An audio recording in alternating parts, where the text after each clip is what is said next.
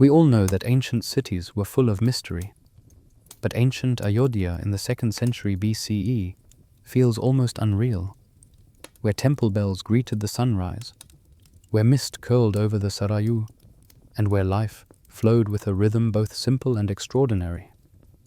Imagine potters warming their kilns before dawn, or priests waking the city with sacred hymns. In today's video, we'll explore how Ayodhya came alive at first light. So let's not waste any time, and let's begin. Dawn settles slowly over Ayodhya, not with abrupt brilliance, but with a warm, unfolding softness, like a silken curtain being drawn aside by invisible hands. The first shafts of sunlight stretch across the Sarayu river, brushing the surface with molten gold. Mist hovers above the water in long drifting ribbons, giving the river a dreamlike shimmer, as though stories and memories float within it, waiting for the day's listeners. From the ghats, the earliest sounds begin to rise. Bare feet on stone steps, the splash of water cupped in palms, the low murmur of prayers offered toward the brightening east. A few devotees already stand waist-deep in the river, their silhouettes still and reverent. Each movement is unhurried, unforced, as though the dawn itself has taught them grace. Behind them, temple bells chime softly, the first notes hesitant and solitary before others join in, weaving a gentle harmony across the city. The bells do not command attention. They beckon. The sound drifts through narrow streets, slipping between wooden doorways, brushing over clay-tiled roofs, and rolling across the bustling districts that will soon burst into life. As the sun lifts a little higher, Ayodhya awakens more fully. Potters along the outskirts of the main market begin their day by stoking the remains of last night's kiln fires. Thin plumes of smoke rise into the fresh morning air, carrying the earthy scent of wet clay and heated straw. The rhythmic thump of hands shaping vessels becomes a steady heartbeat, soft, steady, grounding. Rows of newly formed pots wait in orderly lines, glistening slightly where dew has not yet dried. Nearby, weavers lift their shutters to let in the new light. They test the tension of dyed threads stretched across looms, running calloused fingers over the fibers with affectionate familiarity. A few mutter small prayers to the household gods before beginning their weaving. Threads clicking gently into place, forming patterns older than memory. The marketplace, still half asleep, begins its subtle transformation. Merchants unfold cotton awnings, their colors muted in the early daylight. Crates of spices are opened, releasing swirling fragrances of cardamom and turmeric, cinnamon and asafoetida. Even the air tastes different here, a quiet promise of the flavors that will fill the city by midday. A pair of young boys sweep dust from their father's stall, laughing softly as the rising sun casts shifting shadows across the ground. Over by the temple district, priests move with purposeful serenity. Their robes, freshly washed, carry the faint scent of sandalwood.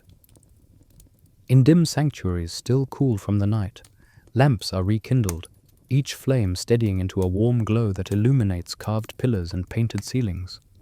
Mantras begin, low and resonant, spreading outward in concentric waves of sound that meet the bells and merge with the city's awakening hum. Meanwhile, animals contribute their own cadence to the morning. Cows wander lazily toward feeding troughs, flicking their tails in slow arcs. Goats bleat impatiently, eager to be released from their nighttime enclosures. Birds, bright green parrots, miners and bulbuls, burst into energetic chatter from treetop perches, filling the sky with movement. As the streets warm, a group of fishermen returns from the river. Their nets glisten with droplets in the early light, each step leaving faint traces of water on the stone path. They exchange greetings with women carrying baskets of flowers for temple offerings, marigolds, jasmine, lotus blooms freshly cut before dawn. The flowers' fragrance mingles with the earthy scent rising from the riverbanks, creating a perfume unique to early morning Ayodhya. By now, the main avenue leading through the city has begun to hum with life. Caravans, preparing for long journeys, clink with metal harnesses and the gentle rumble of wheels. Shopkeepers greet each other, rubbing sleep from their eyes as they light incense sticks outside their thresholds. A storyteller, just awakened, warms his voice with soft humming, knowing he will soon spend hours spinning epics beneath a banyan tree. Yet for all this movement, there remains a softness in the air, the lingering gentleness of early morning, a calm that stretches over the city before the weight and heat of the day fully settle. Ayodhya at first light is not hurried. It unfolds like a living tapestry, each thread settling into its place at its own rhythm. And within the heart of this great city, behind carved wooden doors and shaded courtyards, countless families begin their own quieter rituals. A mother grinding fresh grains, a child fetching water from the courtyard well, a father lighting a small lamp before the household shrine. It is there, in these intimate spaces beyond the public streets, that Ayodhya's true daily rhythm is shaped. Let us step inside one such home now, where the first warmth of sunlight has just touched the courtyard floor, and the day's earliest sounds echo with quiet familiarity. The courtyard is the quiet heart of the home, open to the sky, yet sheltered by the curved branches of a flourishing neem tree. Its leaves sway lightly in the early breeze, scattering shifting patterns of shade across the smooth stone tiles. Clay lamps, still warm from last night's glow, rest in small alcoves along the walls. Some have burned low, leaving thin trails of soot that curl like delicate calligraphy. Others flicker with their final embers, reluctant to surrender to the morning light. A hand-woven cotton cloth hangs from a rope strung between two pillars, drying gently in the fresh air. Its geometric patterns, simple yet elegant, reflect the family's quiet pride in craft and beauty. Beside it, bundles of herbs, tied with twine, release a faint, clean fragrance. The scent mingles with the earthy aroma of damp stone and the subtle sweetness of neem blossoms drifting down from above.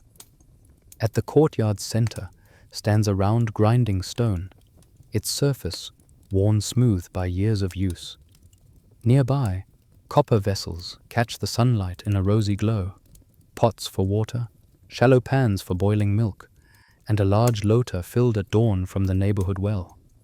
Each vessel is polished with care, bearing soft dents and marks that speak of generations of daily life. In this home lives the family whose day will accompany us through Ayodhya. Suyash, the father, an artisan who carves religious sculptures for temples and wealthy patrons. Kamala, his wife, a skilled weaver whose textiles sell in the morning market. Mira, their teenage daughter, quick with her hands, endlessly curious, and always the first to rise. Little Arjun, 7 years old, full of questions and rarely still for more than a moment. And grandmother Vatsala, the quiet observer of the household, her wisdom woven into the family's rhythms as surely as threads through cloth. As the light grows, Kamala is the first to step into the courtyard. Her anklets chime softly, a sound as habitual as the dawn itself. She approaches the grinding stone, sprinkling a few drops of water to wake the surface before placing soaked grains upon it. Her hands move in slow, practiced circles. The stone hums with a low, rhythmic whisper, blending seamlessly with the rustling neem leaves and distant temple bells. Mira soon joins her, offering a sleepy smile before kneeling to help. Together, they grind the grains for the morning porridge and dough for flatbreads. Kamala hums an old melody, one her own mother sang during morning chores, and Mira hums quietly along, absorbing the tune as naturally as she does sunlight. In a corner of the courtyard, grandmother Vatsala sits on a woven mat, gently polishing the copper vessels. Her movements are unhurried and tender, as though each pot carries a memory worth preserving. Under her breath, she recites a mantra, her voice steady and low. The notes drift through the air like threads of calm, binding the space with a comforting stillness. Inside the kitchen alcove, a clay stove crackles to life as Mira lights kindling beneath it. The flame catches, warm and bright, filling the air with a faint smoky aroma.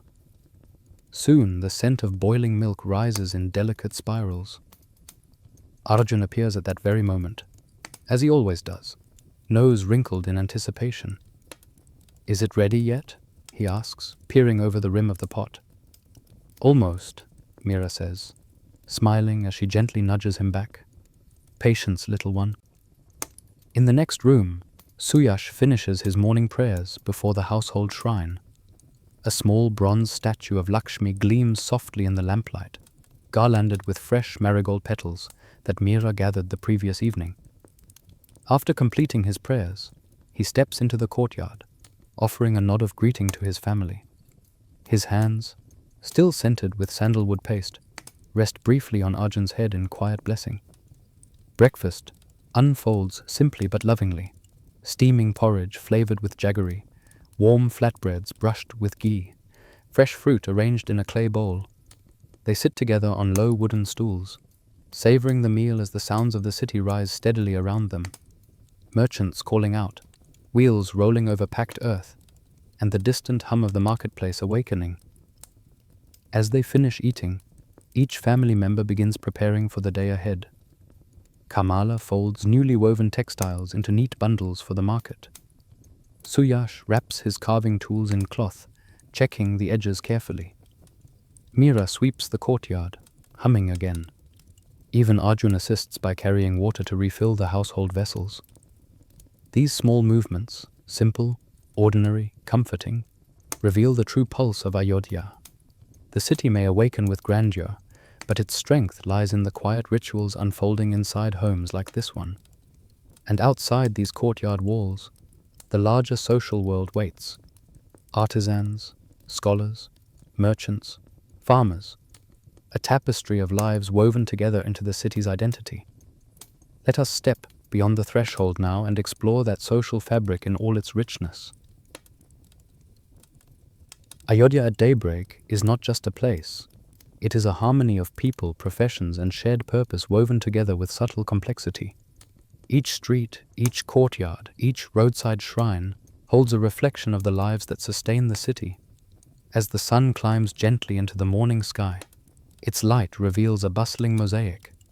Artisans shaping stone and metal, traders arranging colorful wares, scholars deep in recitation, priests preparing altars, farmers entering the city with carts of fresh produce, and soldiers beginning their disciplined patrols. This blend of people forms the very spirit of Ayodhya. Along the main avenue, Brahmins wearing simple white robes walk with quiet intention toward temples and gurukulas. Their heads are freshly shaven except for the traditional shikha, and they carry palm leaf manuscripts wrapped in cloth. Some pause to greet neighbors with a raised palm and a soft namaste, offering blessings as naturally as breath. Their presence brings a sense of grounded continuity, keepers of knowledge in a city whose daily life is shaped by ancient rhythms. Not far away, a group of merchants opens their market stalls, each representing a different guild. Guilds, known as shrenis, form the backbone of Ayodhya's economy. There are guilds for weavers, potters, metalworkers, spice traders, jewelers, carpenters, oil pressers, and countless more. Membership in a guild is not merely a profession. It is a lineage, a community, a shared identity. Rules are upheld, skills are passed down, and each guild takes pride in its craft, ensuring that Ayodhya's goods are renowned throughout the region. A spice trader greets a potter with a friendly nod as they both adjust their displays. The potter's hands are stained with clay, his palms bearing the smoothness of years spent shaping earth. The trader's fingers, in contrast, gleam with the dust of turmeric, saffron, and cinnamon. Both men, though from different backgrounds and castes, rely on each other and on countless others to keep the marketplace alive. A little farther down the street, scholars and students walk in pairs toward the riverbank or shaded courtyards where their morning lessons will unfold. Their chants mingle with the chatter of vendors and the clinking of metal tools. These scholars study not only sacred texts but also astronomy, mathematics, language, and medicine. Their knowledge will guide rituals, advise rulers, and heal the sick. Though their roles may seem lofty, their daily lives remain intertwined with the rest of the city. They buy fruit from the same vendors, seek blessings from the same priests, and walk the same crowded streets.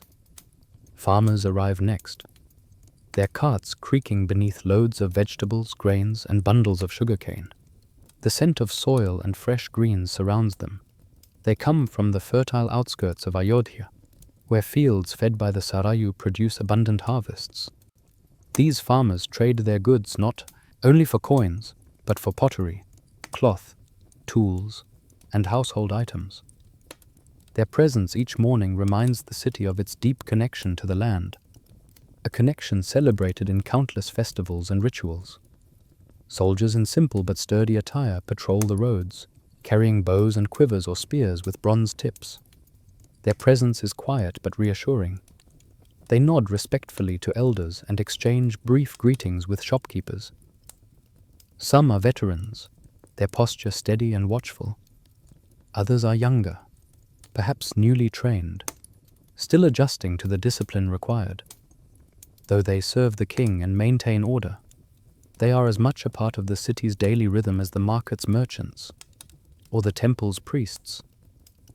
Children weave between these groups with carefree laughter, boys carrying bundles of firewood, girls transporting baskets of flowers for offerings, and apprentices rushing behind teachers while trying not to spill inkpots or drop scrolls. Every caste, every profession, every individual adds texture to the day. And woven through all these interactions is an unspoken understanding. Ayodhya thrives because its people rely on one another. A sculptor needs the stonecutter who needs the transport worker, who depends on the farmer who trades with the merchant, who commissions the weaver whose cloth adorns the shrine where the priest blesses the soldier. And the circle goes on. This city is not a hierarchy of separation, but a network of interdependence. As we observe the bustling scene, a particular rhythm stands out: the steady, confident movements of the artisans preparing for their day. Among them, Suyash blends seamlessly into the crowd, his bundle of tools resting against his shoulder. Kamala joins a line of weavers heading toward their guild space. Their work, quiet, skilled, foundational, contributes not only to Ayodhya's economy, but to its identity. And so, with the city fully awake and its social threads revealed, let us step closer to these artisans, those who shape beauty, utility, and devotion with their own hands. Ayodhya's artisan quarter awakens with a quiet symphony of movement: the scrape of stone, the creak of wooden looms, the tapping of metal on anvils, and the faint gurgle of oils warming over small clay stoves. This part of the city is less chaotic than the marketplace and less ceremonial than the temples. It is grounded, rhythmic, intimate. Here, creation unfolds not in bursts, but in steady, dedicated breaths. We begin at the sculptor's workshop, where the scent of sandstone dust mingles with morning air. Large slabs of stone lie arranged like silent guests, each awaiting the moment it will reveal the form hidden within. Sculptors stand before them with tools arranged neatly, chisels of varying widths, smooth-handled hammers, and brushes for whisking away debris. Suyash, whose hands have shaped countless temple figures, selects a fresh block of pale reddish stone. He runs his fingers along its cool surface, feeling for veins, defects, and the faint hum of potential. Sculptors say that each stone carries a story, and their task is simply to uncover it. He lifts his chisel, taps lightly to mark guidelines, and begins the first deliberate strokes.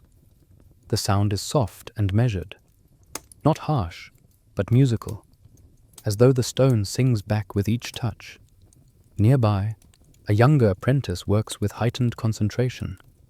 His lines are less confident, his breaths held more tightly. Suyash glances over and offers a small nod of encouragement. This exchange, wordless, steady, reflects the bond between master and apprentice, a tradition essential to the endurance of every craft. Skills do not belong to individuals. They are carried across generations through patient teaching. From the sculptor's workspace, we move into the weaving hall, where looms stand in orderly rows beneath a long thatched roof. The moment we enter, a soft, almost mesmerizing rhythm greets us. The wooden shuttles sliding through warp threads, the loom frame clacking gently with each pass, the subtle thrum of fibers tightening into fabric. Kamala sits at her loom, spine straight, hands moving with confidence born from years of practice. Brightly dyed threads, indigo, saffron, deep maroon, stretch across the frame in gleaming rows. She guides the shuttle through, her fingers brushing the threads with affectionate familiarity. Each cloth she creates holds more than color. It holds warmth, patience, and tradition. Other weavers nearby lean close to inspect patterns, sharing quiet laughter or exchanging suggestions. Some discuss upcoming festivals and the demand for special garments. Others weave shawls that will travel far along trade routes, carried by merchants who know the value of Ayodhya's textiles. Here, weaving is not just work, it is the expression of memory and identity in thread. Stepping deeper into the artisan quarter, the air shifts subtly, carrying sharper scents. This is the metalworker's domain.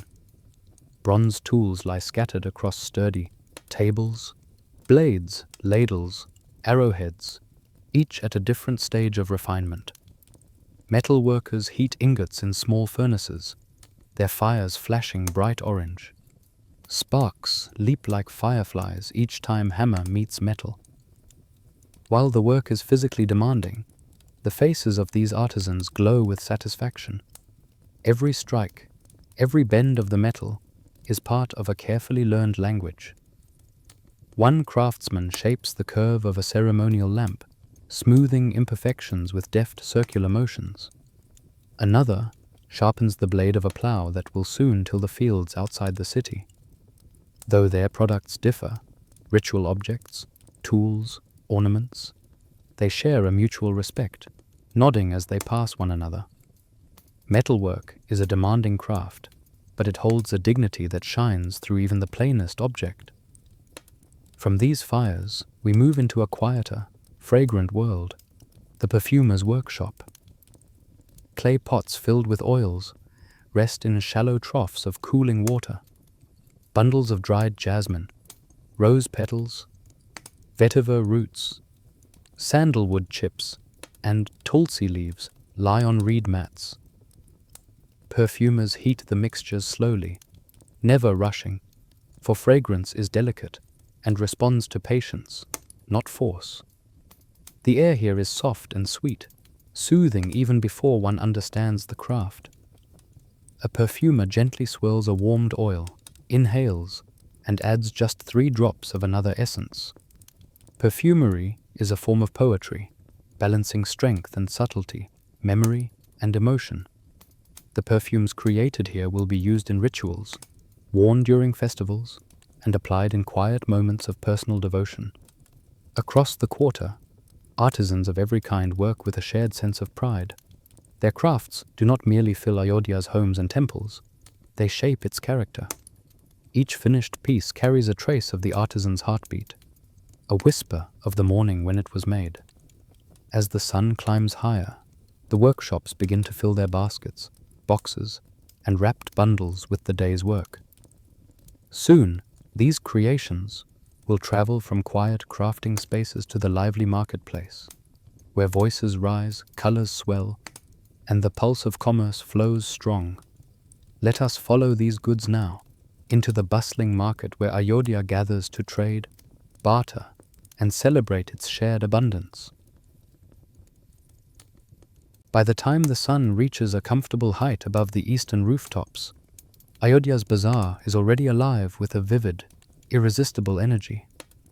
Color spills across the streets in waves, bright awnings of red and saffron, heaps of golden turmeric, glistening green beetle leaves, and strings of marigolds glowing like captured sunlight. The air shimmers, not just with heat, but with the movement of people, voices, and the fragrant swirl of countless aromas. A pair of spice sellers have just opened their stall, and the air around them is thick with the warm perfume of cinnamon, chili, dried ginger, and clove. They pour spices from clay jars into brass bowls, letting the powders cascade in vibrant streams. Customers stop to inhale deeply, their expressions softening with recognition of beloved smells that have filled kitchens for generations. Nearby, silk merchants unfurl brilliant fabrics with a practiced flourish. Rolls of shimmering cloth spill open like liquid light.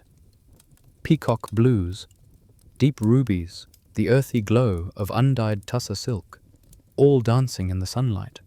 Shoppers run their fingers across the smooth weaves, murmuring in appreciation while negotiating prices. The merchants smile knowingly. Bargaining is part of the dance, an exchange as old as the city itself. At the center of the market, a storyteller has found his usual place beneath a sprawling banyan tree. Children gather eagerly at his feet, while adults hover at the edges, pretending not to listen even as their ears lean closer. With a dramatic gesture, he starts weaving his tale of kings with unshakable virtue, sages whose words shaped destinies, and celestial beings who walked briefly among mortals. His voice rises and falls like a river current, pulling everyone into its flow. A beadmaker sets down her stone weight and lifts strings of handcrafted beads for display. Each bead is polished to a soft gleam, some made of wood dyed amber red, others of clay etched with tiny patterns. She threads them into necklaces and bracelets, while speaking gently with customers, offering to adjust lengths or blend colors. Her fingers move gracefully, guided by a lifetime of small, precise motions. Musicians wander through the bazaar with effortless charm. A flutist plays a sweet, lilting melody that curls through the marketplace like incense smoke. A drummer, wearing bells around his ankles, taps a lively rhythm that makes even the sternest passerby sway slightly. When their paths cross, the melodies intertwine for a brief moment, two strangers creating spontaneous harmony before continuing on their separate ways. Food stalls fill the air with irresistible scents. Vendors fry lentil patties that crackle in hot oil, roast grains until they pop, and stir steaming pots of spiced milk. A vendor slices ripe mangoes with swift precision, handing wooden skewers of gleaming fruit to children whose faces brighten instantly. Another serves cooled sugarcane juice in clay cups, their exteriors beading with droplets in the warm air. Amid this sensory tapestry, our artisan family moves through the bazaar with comforting familiarity. Kamala pauses to greet a friend selling cotton threads, exchanging a few light-hearted comments about color trends and wedding orders. Suyash stops at a metalworker's stall to examine a newly forged chisel, turning it over with thoughtful appreciation. Meera and Arjun weave through the stalls with wide eyes, taking in everything at once: the vibrant silks, the sizzling food, the music that seems to rise from the very ground. Haggling echoes all around them. 30 cowries is far too much for such threads. Ah, but see the color. It does not fade, not even after many washings. 25 and I will take 2 bundles. Done. May they bring good fortune to whatever you create. Laughter follows the exchange. Here, bargaining isn't adversarial. It is communal, playful, an art of its own. Deals are struck with smiles, and disputes settle as easily as dust returning to the earth. But even within this lively marketplace, one presence stands out: the gently rising smoke of incense drifting from the direction of Ayodhya's temple district. The temple stands beyond the bazaar like a quiet anchor in the city's energetic tide. Its bells ring softly, a call not to commerce, but to reflection. As the morning reaches its fullest brightness, the marketplace blossoms into its daily crescendo. Yet amid the whirl of trade and storytelling, a subtle shift begins. People start turning their steps toward the city's spiritual center, seeking blessings, offering prayers, or simply finding a moment of stillness. Let us follow them now, leaving the vibrant colors of the bazaar behind as we walk toward Ayodhya's sacred spaces, where devotion shapes the rhythm of the day, just as surely as commerce does. Ayodhya's sacred district greets the morning with a serenity that contrasts beautifully with the bustling bazaar we've just left. Here, the air feels cooler, calmer, as though the city itself pauses to breathe more gently. Towering temple shikharas stretch upward, their carved surfaces glowing gold where sunlight touches the stone. Between them lie narrow walkways, shaded courtyards, and small shrines tucked into corners like precious secrets waiting to be discovered. The moment we step onto the temple grounds, the rhythmic cadence of Vedic chanting washes over us, low, resonant and steady. It flows from the main sanctum where Brahmins in white robes sit cross-legged, their voices rising and falling in perfect synchronization. Each syllable feels ancient, shaped by countless generations. The chants mingle with the steady ringing of a brass bell at the doorway, marking the beginning of morning rituals. Devotees approach the sanctum with offerings in hand, garlands of marigold and jasmine, bowls of fresh fruit, small vessels of water or milk, and lamps crafted from clay. Some carry incense sticks, their tips glowing softly as thin trails of fragrant smoke curl upward in delicate spirals. Others bring simple handfuls of flowers gathered from riverbanks and home gardens, gifts of devotion rather than wealth. At the entrance, a priest stands, holding a brass plate of flickering lamps.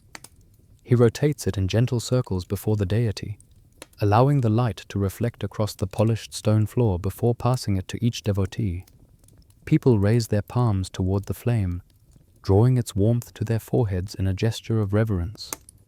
The glow of the lamp softens their expressions, illuminating their faces with a quiet, inward peace. Inside the sanctum, the deity sits adorned with fresh flowers, strands of rudraksha beads, and a mark of vermilion on the forehead. The atmosphere is cool and dim, lit only by oil lamps whose steady flames paint the walls with shifting patterns of gold. A deep stillness settles here, one that feels timeless, untouched by the movements of the outer world.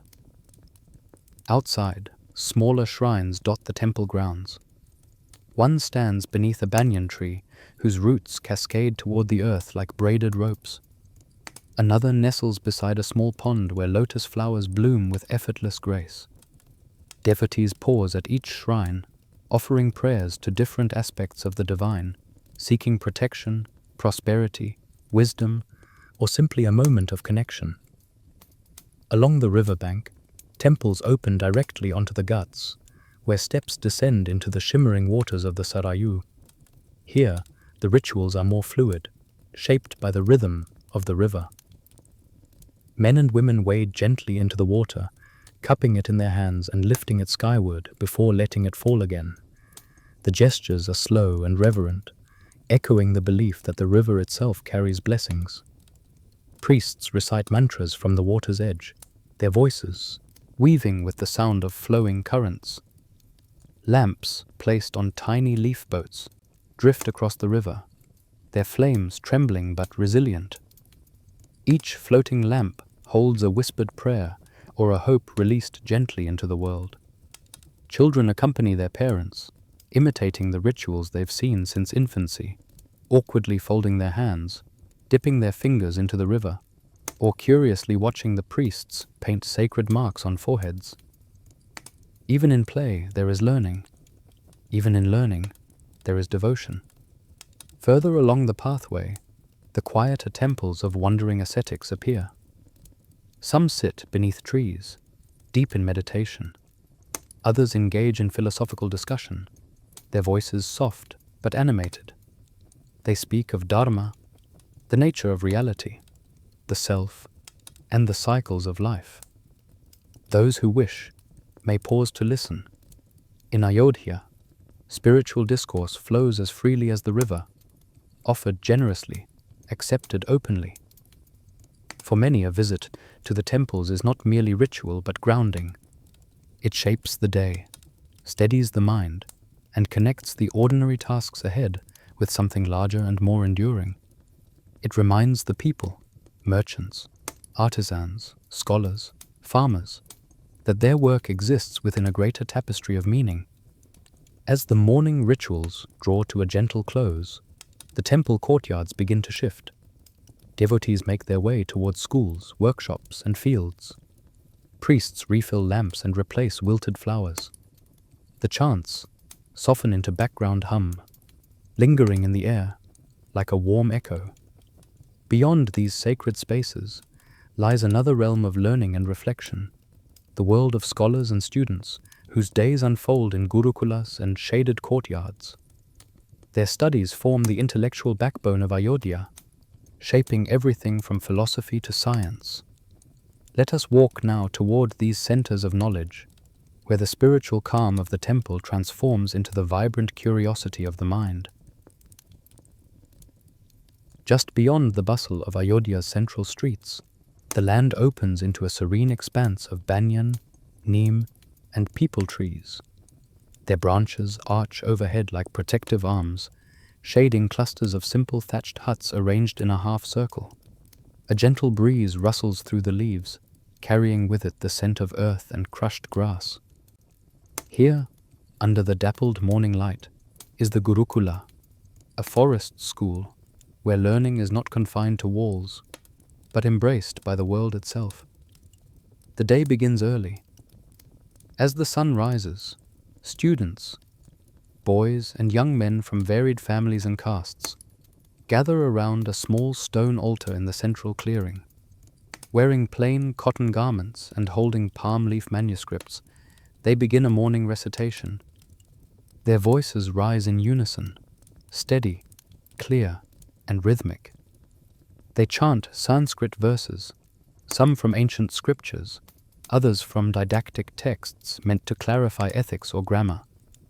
Their tones resonate through the grove, blending with bird calls and the faint hum of the city beyond. After the recitation, the guru, an elderly scholar with calm eyes and a posture both relaxed and alert, raises his hand. Silence follows immediately. This relationship between teacher and students is intimate and deeply respectful. The guru is not merely an instructor, but a guide in both intellect and character. He leads them through a brief meditation. Eyes closed, feet grounded on the earth, the students breathe in unison. The moment quiets the mind, preparing it for the day's lessons. The practice is simple but profound, reminding them that learning is most fruitful when paired with clarity and inner balance. As meditation concludes, the Gurukula splits into smaller groups. Each finds a shaded spot beneath a tree or settles on stone slabs warmed by the sun. Today's subjects are wide-ranging: philosophy, astronomy, ethics, mathematics, grammar, and even statecraft for those of higher training. Under a broad banyan canopy, one group studies logic and philosophy. Their guru asks questions, rather than delivering fixed answers. The students debate concepts: dharma, atman, truth, perception, sometimes with youthful passion, sometimes with thoughtful stillness. The aim is not simply to memorize, but to understand deeply and reflectively. Nearby, another group sits with astronomical charts etched onto palm leaves. Their instructor draws patterns in the dust with a thin stick, illustrating the movements of the moon and stars. These students will later climb a small platform built on the edge of the grove, where they map constellations at night. Their knowledge guides everything from ritual timings to agricultural planning. Under a flowering neem tree, younger students practice Sanskrit grammar. They chant verb conjugations, correcting each other's cadence with gentle laughter. Their guru listens quietly, his amusement hidden, but unmistakable in his eyes. Even in disciplined learning, moments of lightness slip through. A short distance away, a group engages in physical training.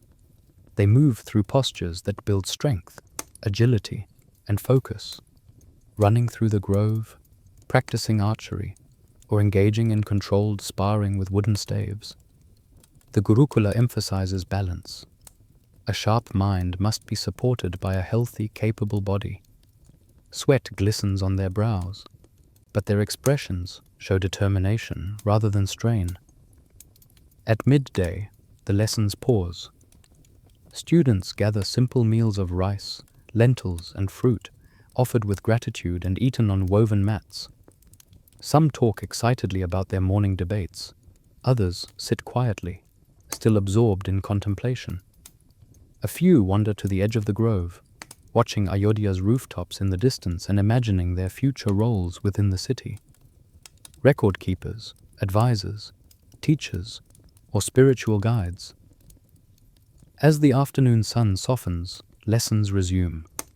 Today, an elder scholar visits the Gurukula to speak about the broader world, kingdoms rising and falling beyond Ayodhya, shifting alliances, trade routes, and the legacy of the once mighty Mauryan Empire. His presence fills the grove with a quiet gravity. He speaks of governance, diplomacy, justice, and the responsibilities of leadership. The students listen intently. Even those destined for scholarly or priestly paths understand that knowledge does not exist in isolation. It shapes and is shaped by the political currents of their time. The elders' words draw a map of the world beyond the grove, hinting at the complexities awaiting those who will one day guide the city's future. As shadows lengthen and the day's lessons come to a close, the Gurukula radiates a peaceful satisfaction.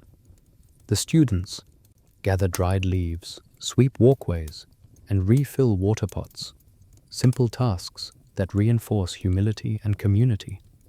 The grove grows quiet again, but the ideas explored today linger like warm embers, ready to ignite new insights with tomorrow's dawn.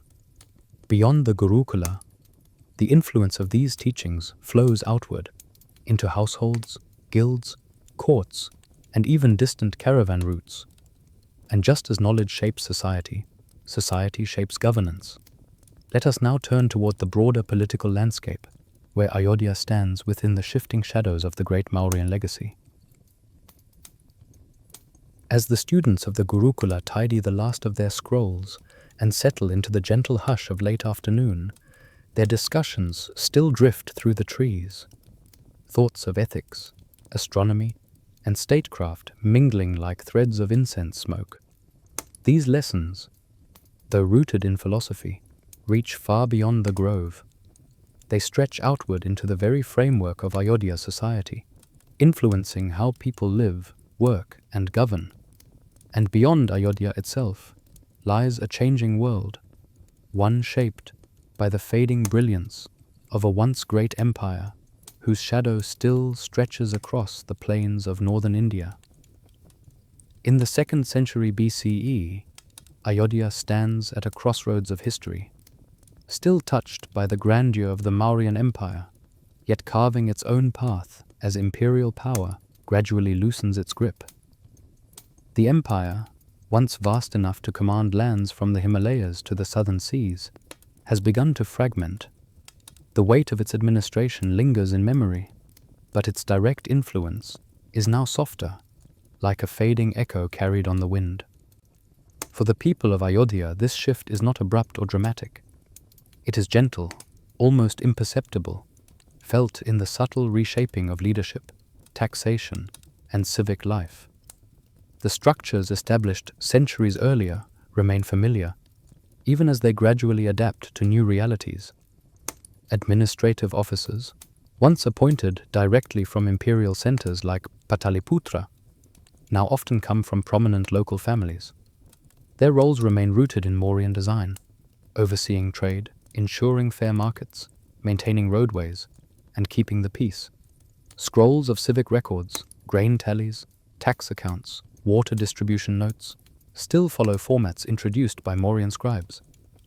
Yet the tone of governance feels more personal now, shaped by local relationships rather than distant authority. In the mornings, as Ayodhya awakens, clerks sit beneath shaded canopies in administrative courtyards, dipping reed pens into pots of ink to record daily transactions. They document everything from traveling merchants' fees to the distribution of irrigation water for fields beyond the city walls. Civility and order are not abstract ideals here. They form the quiet backbone of daily life. This sense of continuity is particularly evident in the city's infrastructure. Wide roads, carefully maintained, still reflect the old imperial emphasis on trade and mobility. Stone pillars marking distances to nearby towns stand as reminders of a time when the Mauryan network of routes stitched the subcontinent together. Ashoka's edicts, carved into pillars or inscribed on stone, remain scattered across the land, their messages of ethical governance, compassion, and responsibility still read and recited by scholars and monks. Some elders in Ayodhya remember the days when imperial caravans arrived with soldiers, emissaries, and tax collectors in tow. They recall the tight discipline of Mauryan officials, the regular inspections of granaries, the precision of census-taking. Now those routines persist in gentler forms. Local councils, made up of landowners, merchants, and learned Brahmins, discuss community needs in open courtyards, ensuring fairness and balance. Decisions are made slowly, thoughtfully, often with spirited debate, but always with an eye toward stability. As the empire's hold softens, Ayodhya experiences something both freeing and uncertain. Without the strict oversight of a distant emperor, local leaders must carry more responsibility. With this responsibility comes opportunity, greater flexibility in trade agreements, more room for cultural expression, and deeper reliance on community relationships. Yet there are challenges too. Without strong central enforcement, disputes can grow complicated. Rival merchants might quarrel over trade rights. Farmers may disagree over irrigation boundaries. Guilds, once overseen by imperial regulators, now carry more autonomy and more pressure to self-govern responsibly. These tensions make the systems of law and justice increasingly important. While the Mauryan legal codes once established clear standards, Ayodhya now leans more heavily on traditional Dharmashastra principles, local customs, and the wisdom of respected elders. In many ways, the city becomes more intimate, its governance shaped not by imperial decree, but by collective memory and community consensus. In the evenings, when council meetings wind down and clerks close their record books, a subtle calm spreads across the administrative district. Lamps are lit, casting gentle halos of light along the stone pathways. The city feels secure, not because of imperial strength, but because its people uphold shared values of fairness, duty, and mutual care. This shift, from empire to locality, from uniform directives to community decisions, creates a society where law and civic order grow from the ground up. It is not perfect, but it is deeply human. Every dispute resolved, every agreement reached, every tradition upheld, reflects the living spirit of Ayodhya's people. And so, as political shadows lengthen and empires rise and fall beyond the horizon, Ayodhya continues its steady, thoughtful pace, guided by the laws, customs, and ethical frameworks that shape everyday life. Let us now step deeper into this world of justice and civic order, where disputes are settled beneath banyan trees and the principles of Dharma guide even the simplest decisions. As the influence of the Mauryan Empire recedes into memory, Ayodhya stands firmly on its own foundations, held together not by imperial decree, but by the steady hands of its people. The same principles whispered in the Gurukulas, and etched into ancient edicts now unfold in the open courtyards and shaded meeting grounds of the city. Here, justice is not a distant abstraction. It is lived, spoken, negotiated, shaped by human voices seeking harmony in the rhythm of everyday life. In the cool morning hours, before the sun fully claims the day, a group of villagers walks toward a central banyan tree whose roots twist into the earth like the fingers of time itself. Beneath its broad canopy sits the panchayat, the village council. 5 respected men and women drawn from different castes and professions gather on woven mats to hear disputes, offer guidance, and maintain fairness within the community. Their setting is simple: sunlight flickering through leaves, clay cups filled with water, scrolls resting neatly at their sides. Yet the matters they discuss, property boundaries, trade disagreements, marriage arrangements, debt disputes, carry deep meaning for the people who rely on their wisdom. The council begins its day with a greeting of folded palms and the quiet recitation of an ethical verse, not as ritual, but as remembrance. Justice must be rooted in balance, compassion, and truth. Before long, 2 brothers approach the council with a disagreement. Their farmland shares a boundary marked by an old, gnarled tree. After last night's storm, a branch has fallen, altering the path of the irrigation channel that once flowed cleanly between their fields. Each believes the other should take responsibility for clearing the debris. The eldest council member, a calm woman known for her fairness, listens to both men, her expression patient, her gaze steady. She asks simple questions. Who dug the original channel? Whose crops rely on the diverted water? Who has the tools available today? As the discussions unfold, the brothers begin softening, their voices lowering as their mother watches anxiously from a distance. In the end, the council proposes a solution that satisfies both. They will clear the debris together, restoring the channel and strengthening their bond in the process.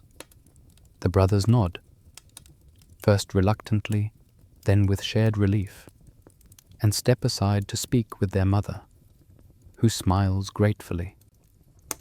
Nearby, a merchant and a potter present their dispute.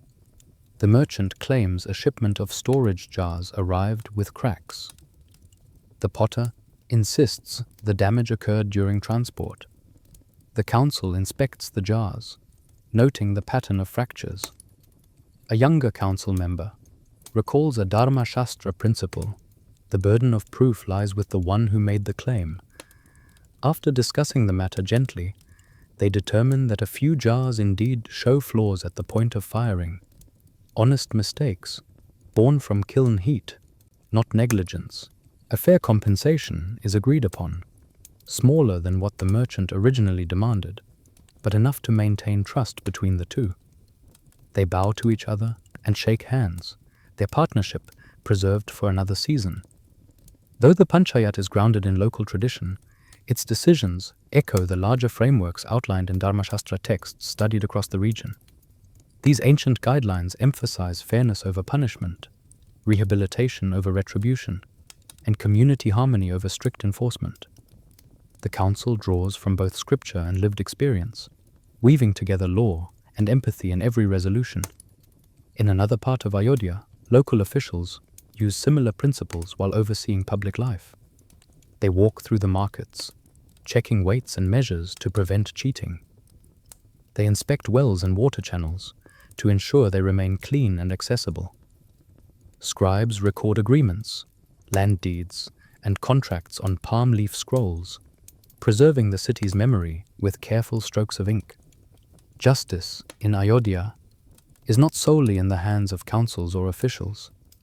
It lives within the people, in the quiet choices artisans make to price their goods fairly, in the merchants who honor their agreements even when journeys prove difficult, in families who teach their children to respect elders, honor teachers, and maintain harmony with neighbors. This sense of dharma, ethical duty, guides the city as surely as its roads and riverbanks. But justice does not stop at Ayodhya's borders. Many people who appear before the panchayat or trade in the marketplace travel far beyond the city.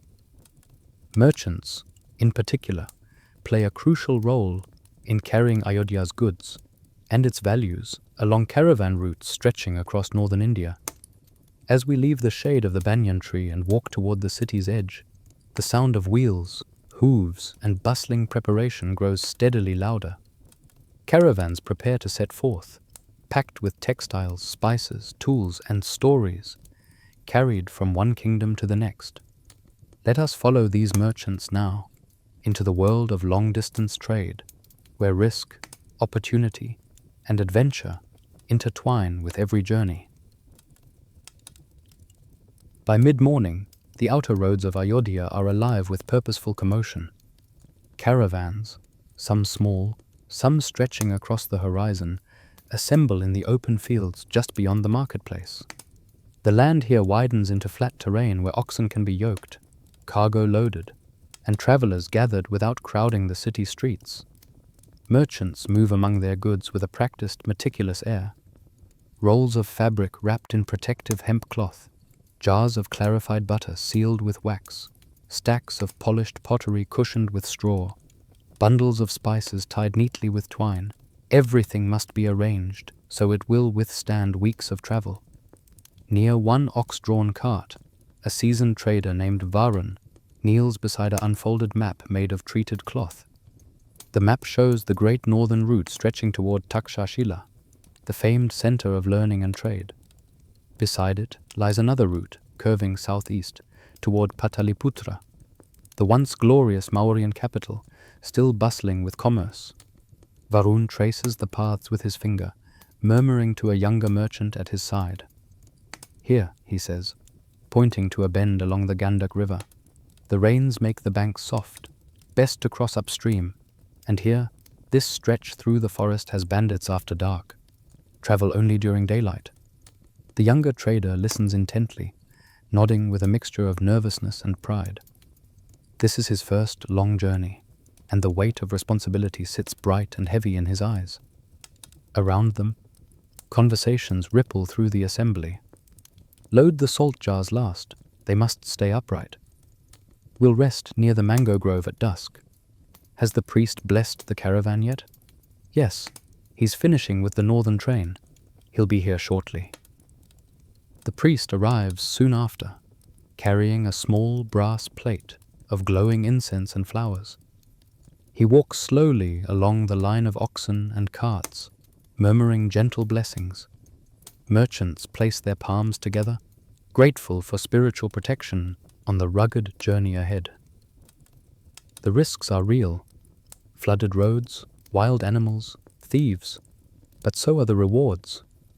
Successful trade brings wealth, reputation, and goods that Ayodhya cannot produce on its own. Nearby, a group of camel handlers checks the saddles and straps on their tall, patient beasts. Though camels are less common in this region than in the deserts to the west, they are invaluable for carrying loads across long, dry stretches between rivers. Their wide, padded feet shift silently over the earth, their calm gazes betraying none of the challenges ahead. A potter approaches one of the caravans with a bundle of newly fired vessels. He has spent days shaping and perfecting them, knowing they will fetch higher prices in cities where such craftsmanship is rare. He places them carefully in straw-lined crates, ties them securely, and steps back with a mixture of hope and anxiety. Though he will not travel with the caravan, a piece of his labor now journeys into the wider world. Merchants exchange stories as they tighten ropes and secure their goods. Some speak of snowy passes in the far northwest, where caravans must wait days for safe passage. Others recall the grand markets of Pataliputra, where people from distant lands gather, speaking languages that twist strangely in the air. They tell tales of nights spent under open skies, of stars guiding their steps when roads fade into darkness, and of returning home with new spices, metals, tools, and knowledge.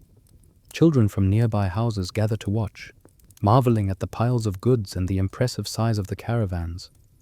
Little Arjun from Suyash's household stands among them, eyes shining at the sight of camels, brightly painted carts, and leather-bound map scrolls. Meera joins him, offering a quiet explanation of each trade, good as though unveiling a small mystery. At last, with a series of low whistles and gentle tugs, the caravan leaders signal departure. Oxen lean into their harnesses, camels rise with long, deliberate motions, and the first lines of carts begin rolling forward. Dust drifts into the air, like a soft golden veil. Voices of farewell rise from families and friends who have come to see them off. The merchants look back only once. After that, the rhythm of travel takes over. The steady clop of hooves, the creak of wheels, the flutter of flags marking each caravan. As the long lines disappear along the road, the fields outside Ayodhya grow quiet again. But this silence holds its own story, for these same fields are the threshold between city and countryside, a place where trade routes meet farmland, and where the seasonal rhythms of agriculture anchor the lives of thousands. Let us follow the path that leads not outward, but outward and around, toward the fertile fields beyond the city walls, where farmers rise with the sun and the land breathes in steady cycles of growth and harvest. Just beyond Ayodhya's bustling streets, the world stretches into a softer, gentler landscape. Here the land breathes differently, broad, open, unhurried. The city's sounds fade behind us, replaced by the music of rustling leaves, distant bird calls, and the rhythmic splash of water being drawn from wells. The air grows sweeter, touched by the scent of ripening crops and wildflowers that line the footpaths. The first fields we encounter are rice paddies, their waterlogged surfaces gleaming beneath the sun like sheets of polished bronze. Farmers stand ankle-deep in the cool water, planting seedlings in neat rows. Their motions are deliberate and steady, guided by generations of practiced knowledge. The paddies stretch into the distance, broken only by narrow earthen ridges, where workers carry bundles of seedlings, or pause to wipe sweat from their brows. At one paddy's edge, a young boy drives a pair of oxen pulling a wooden plow, his feet squelching into the wet soil. He gives the animals gentle nudges, speaking to them softly, as though coaxing rather than commanding. Nearby, his father watches proudly, offering advice with calm encouragement. Learning to work the land is not merely a task, it is a right of belonging, binding each generation to the rhythms of the earth. Beyond the paddies, tall sugarcane fields rise in dense, green clusters. Their stalks sway in the breeze, leaves whispering like old friends exchanging secrets. Workers move through the fields with sickles in hand, cutting the cane in rhythmic arcs. The sweet scent of freshly cut stalks fills the air, mingling with the earthy smell of damp soil. Bundles of sugarcane are stacked on carts to be transported to mills near the river, where juice will be pressed and boiled into jaggery. Farther along, herds of cattle graze in open meadows. The animals move slowly, tails swishing as birds hop around them searching for insects. Cattle are more than livestock. They are essential companions in agricultural life. They plow fields, pull carts, provide milk and symbolize prosperity.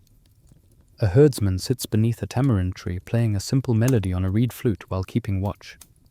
The tune drifts lazily across the fields, becoming part of the landscape's gentle rhythm. Scattered throughout the countryside are groves of fruit trees, mango, jamun, and guava, where families gather to collect ripe fruit during harvest season.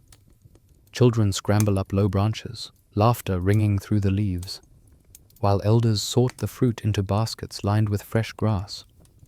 The sweetness of the harvest season brings communities together, reinforcing bonds that extend well into the city. Agriculture follows a strict seasonal calendar. The year is divided by the monsoon's arrival, the retreating rains, the dry season, and the cool months.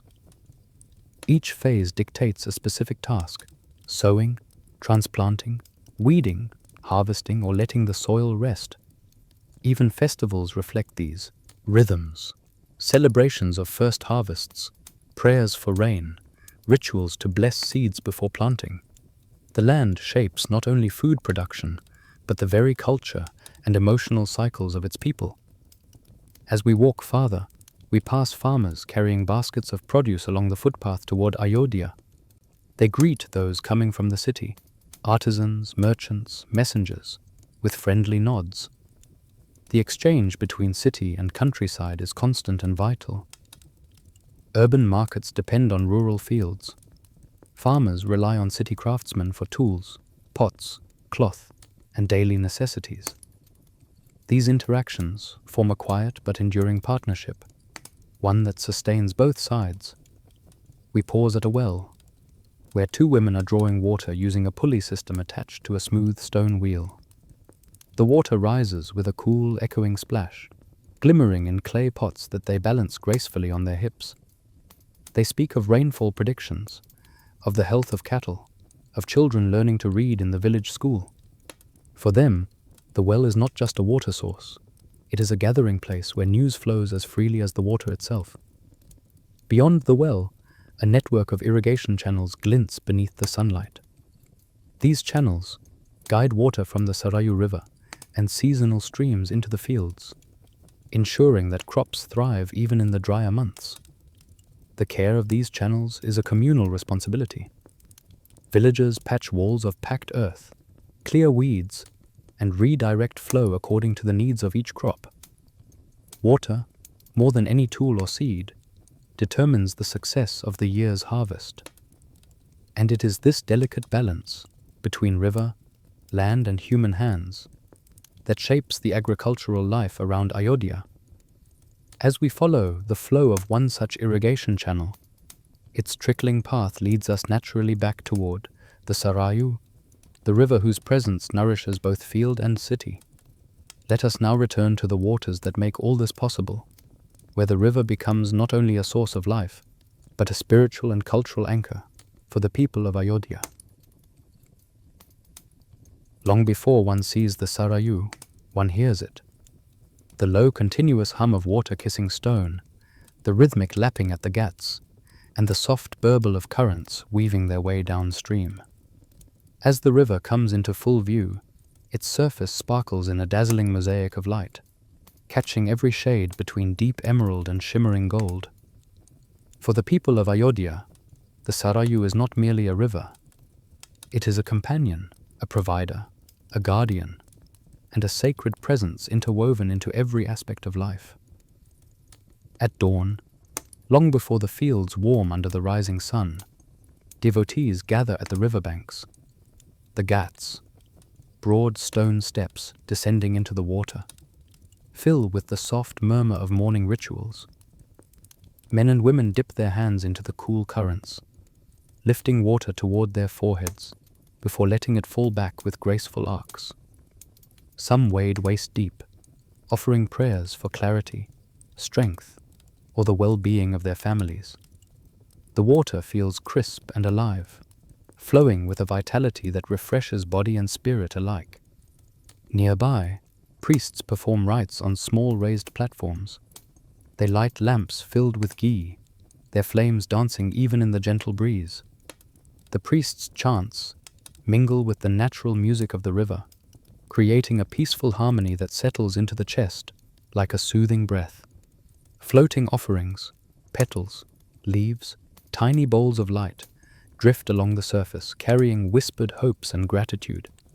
As the sun climbs higher, practical life awakens along the river's edge. Women gather to wash clothes, rhythmically beating wet cloth against smooth stones, while trading stories of family and village life.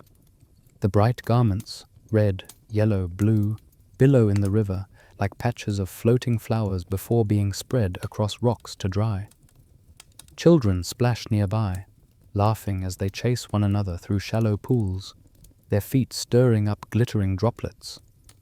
Fishermen, their boats carved from sturdy wood, push off into deeper waters. They cast wide nets with practiced precision, lifting them moments later to examine their catch. Silver fish sparkle in the light as they wriggle in woven baskets. Fishing is more than a livelihood. It is a time-honored tradition, often accompanied by simple morning songs hummed to the rhythm of the oars. On the far side of the river, where the water narrows into calmer streams, farmers gather with clay pots to collect water for household use. Others inspect the irrigation channels that branch off from the main river. These channels, maintained with care and shared responsibility, guide the Sarayu's blessings across miles of farmland. Water is life here. Its distribution is an act of community, cooperation, and devotion. Ferries play their part too. Flat-bottomed boats shuttle people across the river. Traders heading to the opposite banks, farmers returning from distant fields, monks traveling to ashrams nestled in forested groves. The ferrymen, strong and steady, navigate with long bamboo poles, pushing off from the riverbed and guiding the boat with fluid, practiced sweeps. Their movements reflect a lifetime of partnership with the water. Along certain stretches, boatmen prepare for longer journeys downstream. They load goods, grain sacks, pottery, bundles of reeds, onto sturdier vessels designed to travel along regional trade routes.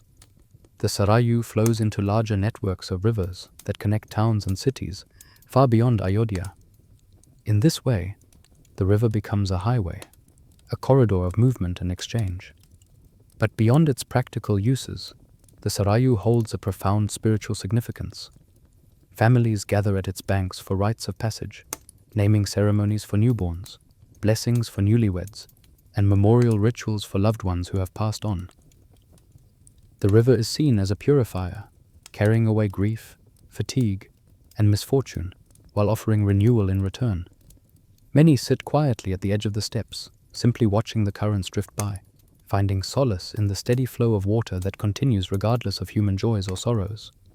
The river also shapes the city's rhythm. Traders time their departures with the currents. Farmers align planting schedules with seasonal water levels. Fishermen know which months yield the best catches. And children, who race barefoot along the ghats, learn early how to read the river's moods. The playful ripple of calm days, the assertive swell after monsoon rains. As afternoon approaches, the river's surface warms, turning a soft shade of amber. Boats move steadily across it. Animals drink contentedly at its banks, and the breeze carries the scent of wet earth inland. Life along the Sarayu is a dance between people and nature, one that has remained remarkably constant across generations. And where there is movement, water, boats, carts along the embankments, there is also the story of transportation and travel. The Sarayu is Ayodhya's flowing road, but it is not the only one. Beyond its shimmering waters lie networks of overland paths and bustling junctions that shape the city's mobility. Let us follow these routes now, exploring the ways people journey both within and beyond Ayodhya, as life flows outward like the river itself.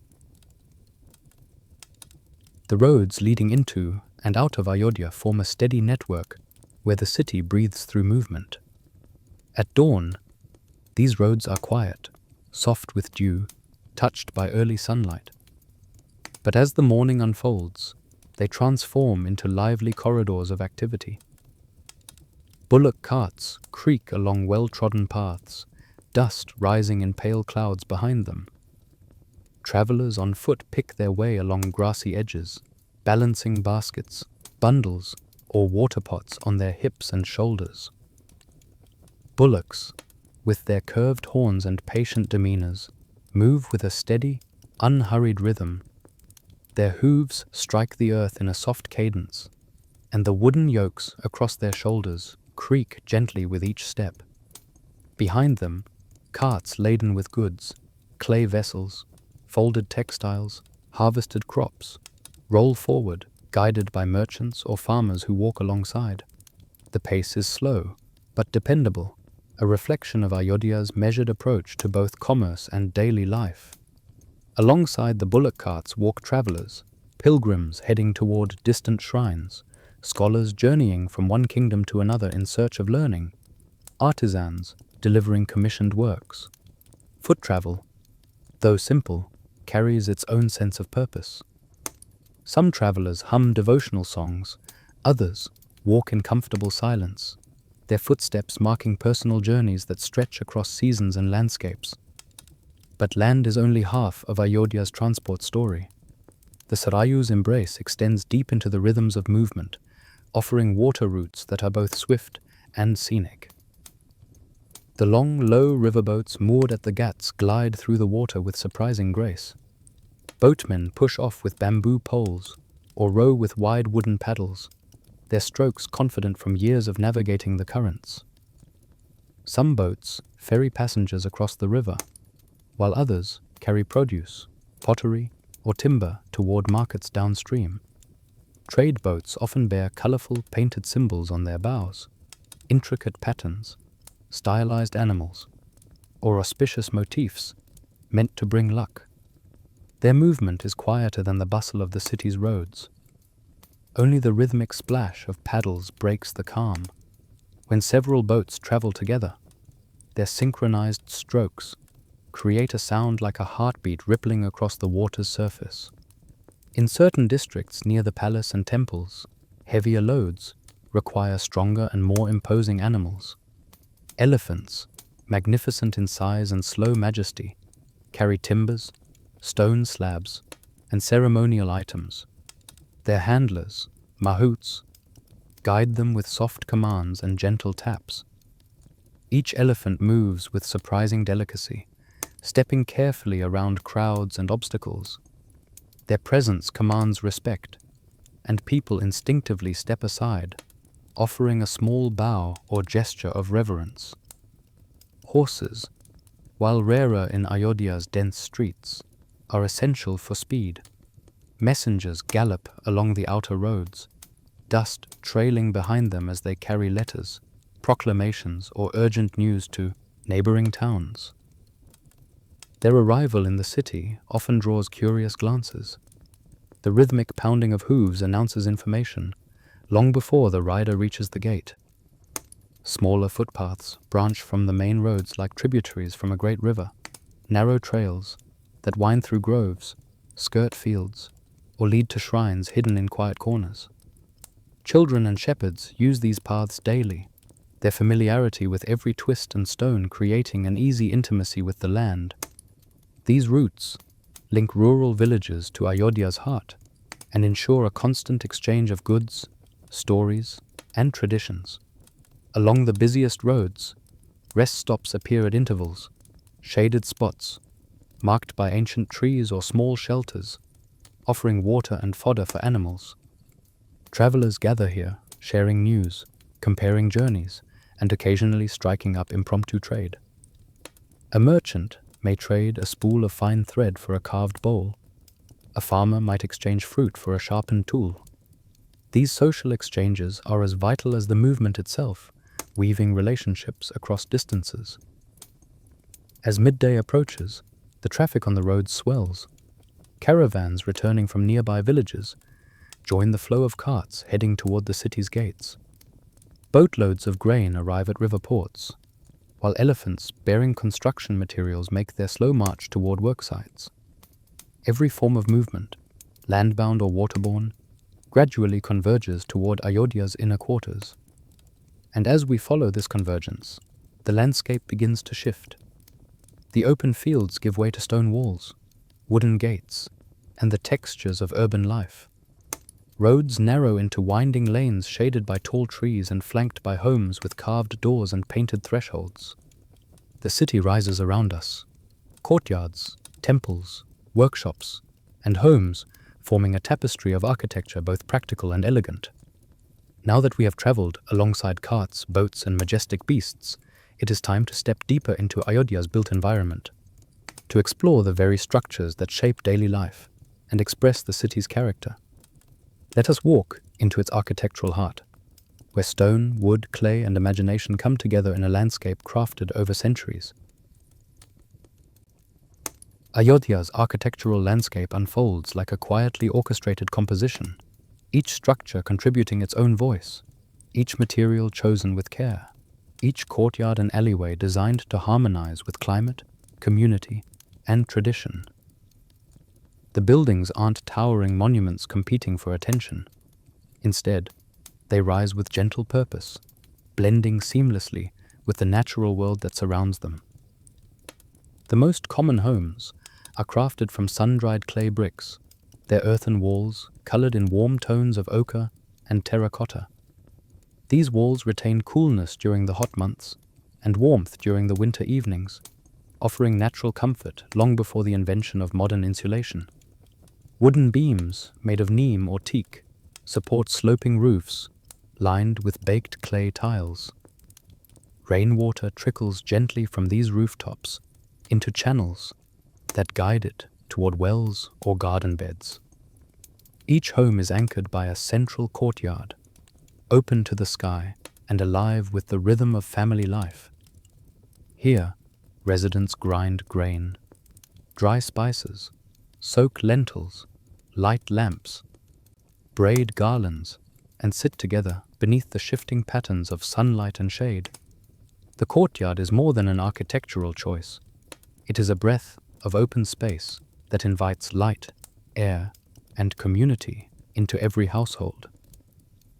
Narrow lanes wind between clusters of homes, bordered by low walls or flowering shrubs. Bougainvillea, jasmine, and marigolds spill from pots along thresholds, brightening even the simplest entrances. Neighbors greet each other in passing, pausing to exchange updates about harvests, festivals, or shared tasks. Children chase each other through the lanes, their laughter echoing off the walls. As the lanes widen, they reveal larger dwellings, homes of merchants, guild leaders, or esteemed teachers. These structures incorporate carved wooden doorways, lattice windows that filter sunlight into delicate patterns, and inner gardens where small pools reflect the sky. Stone benches line the entryways, inviting guests to linger. The beauty here is understated, grounded in craftsmanship rather than extravagance. Beyond the residential clusters lies Ayodhya's religious and civic architecture. Stone temples rise from the earth with a sense of timelessness, their stepped platforms and intricate carvings honoring both gods and artisans. Pillars, adorned with lotus motifs, support shaded halls where devotees gather. Temple towers, shikaras, reach upward like silent prayers carved into stone, their surfaces etched with stories of gods, sages, and celestial beings. Alongside temples, public wells, and community rest houses demonstrate thoughtful urban planning. These structures are placed strategically at crossroads, marketplaces, and entry gates, ensuring access to water and shelter for travelers. Sunlight reflects off the water in deep stone wells, illuminating carved patterns that spiral down toward the cool depths. Toward the northern quarter, the architecture grows more formal and imposing. Here stands the palace district, where sandstone walls rise high and the avenues widen. Guards flank the entrances, and banners flutter from long poles, marking the area as a seat of governance and ceremony. The palace complex is a blend of practicality and grandeur. Broad courtyards, ornamental ponds, audience halls with carved pillars, and shaded pavilions open to the breeze. Yet even here, nature is never excluded. Gardens filled with fruit trees, fragrant blossoms, and reflecting pools soften the palace's stern lines. Birds nest in the branches. Peacocks wander across stone pathways. The king's courts may shape political life, but the gardens remind all who enter that balance between power and beauty, authority and humility is essential. As we walk from the palace district back toward residential areas, we notice how all of Ayodhya's design elements cooperate with the environment. Homes face the sun strategically to capture warmth in winter and shade in summer. Streets are arranged to guide monsoon rains safely away from buildings. Air flows freely through open courtyards, cooling interiors without need for machines. Every design decision reflects accumulated wisdom passed down through generations. These spaces don't merely provide shelter, they shape daily rituals. Kitchens, for instance, are placed to catch morning light, but avoid afternoon heat. Food preparation begins in the courtyards or shaded alcoves, where women grind spices on smooth stone slabs, stir lentils in clay pots, or shape dough into flatbreads. The scents of roasting grains and simmering vegetables drift through latticed windows, announcing meals long before they appear on plates. It is within these kitchens and courtyards that Ayodhya's culinary traditions come alive, flavors shaped by climate, culture, and community. And so, as we continue our journey through the city's living spaces, let us follow these aromas and step into the heart of the home, the places where nourishment begins. Now let us enter Ayodhya's kitchens and explore the foods that sustain its people.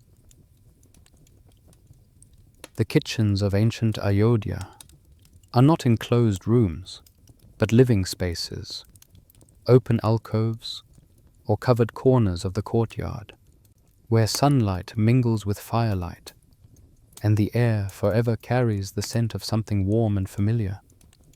Morning begins here with the soft scrape of grinding stones, long before most of the city awakens. Kamala rises early, as she does each day, to begin preparing the family's first meal. She kneels beside the large, flat grinding stone and sprinkles a handful of soaked grains across its surface. With practiced ease, she rolls the smaller stone forward, crushing the grains into a creamy paste. The motion is steady and rhythmic, almost meditative. The sound of stone against stone echoes gently through the courtyard, accompanied by the rustling of neem leaves overhead. Meera joins her, carrying a basket of fresh lentils and spices. Together they sort through the ingredients, removing small pebbles or husks with swift, confident hands. Beside them sit clay jars of turmeric, cumin, coriander, and mustard seeds, each sealed with cloth and tied with twine. When Meera removes the cloth lids, the fragrance blooms instantly, filling the air with earthy, warm aromas that signal the beginning of the day's culinary dance. In a corner of the kitchen alcove, a clay stove, chulha, waits, built low to the ground and smooth from years of use. Meera kneels beside it and strikes a spark with flint, coaxing dry twigs to catch flame before adding thicker pieces of wood. The fire glows softly, crackling in small bursts. Within minutes, heat radiates from the stove, warming the air with comforting intensity.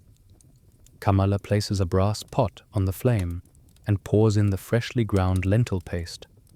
She adds water, turmeric, and a pinch of salt, stirring slowly with a wooden ladle. The mixture simmers gently, releasing a savory aroma as it thickens into dal, a staple of the household. A smaller pan nearby holds ghee, which melts into a golden pool. Mustard seeds pop as she sprinkles them in, followed by curry leaves that sizzle sharply before their deep fragrance settles into the air. This spiced ghee, tadka, is poured over the dal, creating a soft hiss and swirling ribbons of flavor. Meanwhile, Meera prepares dough for flatbreads. She mixes freshly ground wheat flour with water, kneading it until it becomes smooth and elastic. She pinches off small balls, flattens them with her palms, and uses a rolling pin to shape them into perfect circles. Each flatbread, roti, slides onto a hot clay griddle over the fire, puffing slightly as it cooks. When the edges darken, she lifts it with tongs and holds it directly over the flame, watching it swell with steam. The roti lands on a waiting cloth, soft and warm. In another pot, milk is heating slowly with cardamom pods, a small stick of cinnamon, and a touch of jaggery. The sweet scent rises delicately, filling the courtyard with a comforting warmth. Arjun hovers nearby, impatient for his favorite morning drink. He stands on his toes, trying to peek into the pot, only to be gently reminded to keep a safe distance from the fire.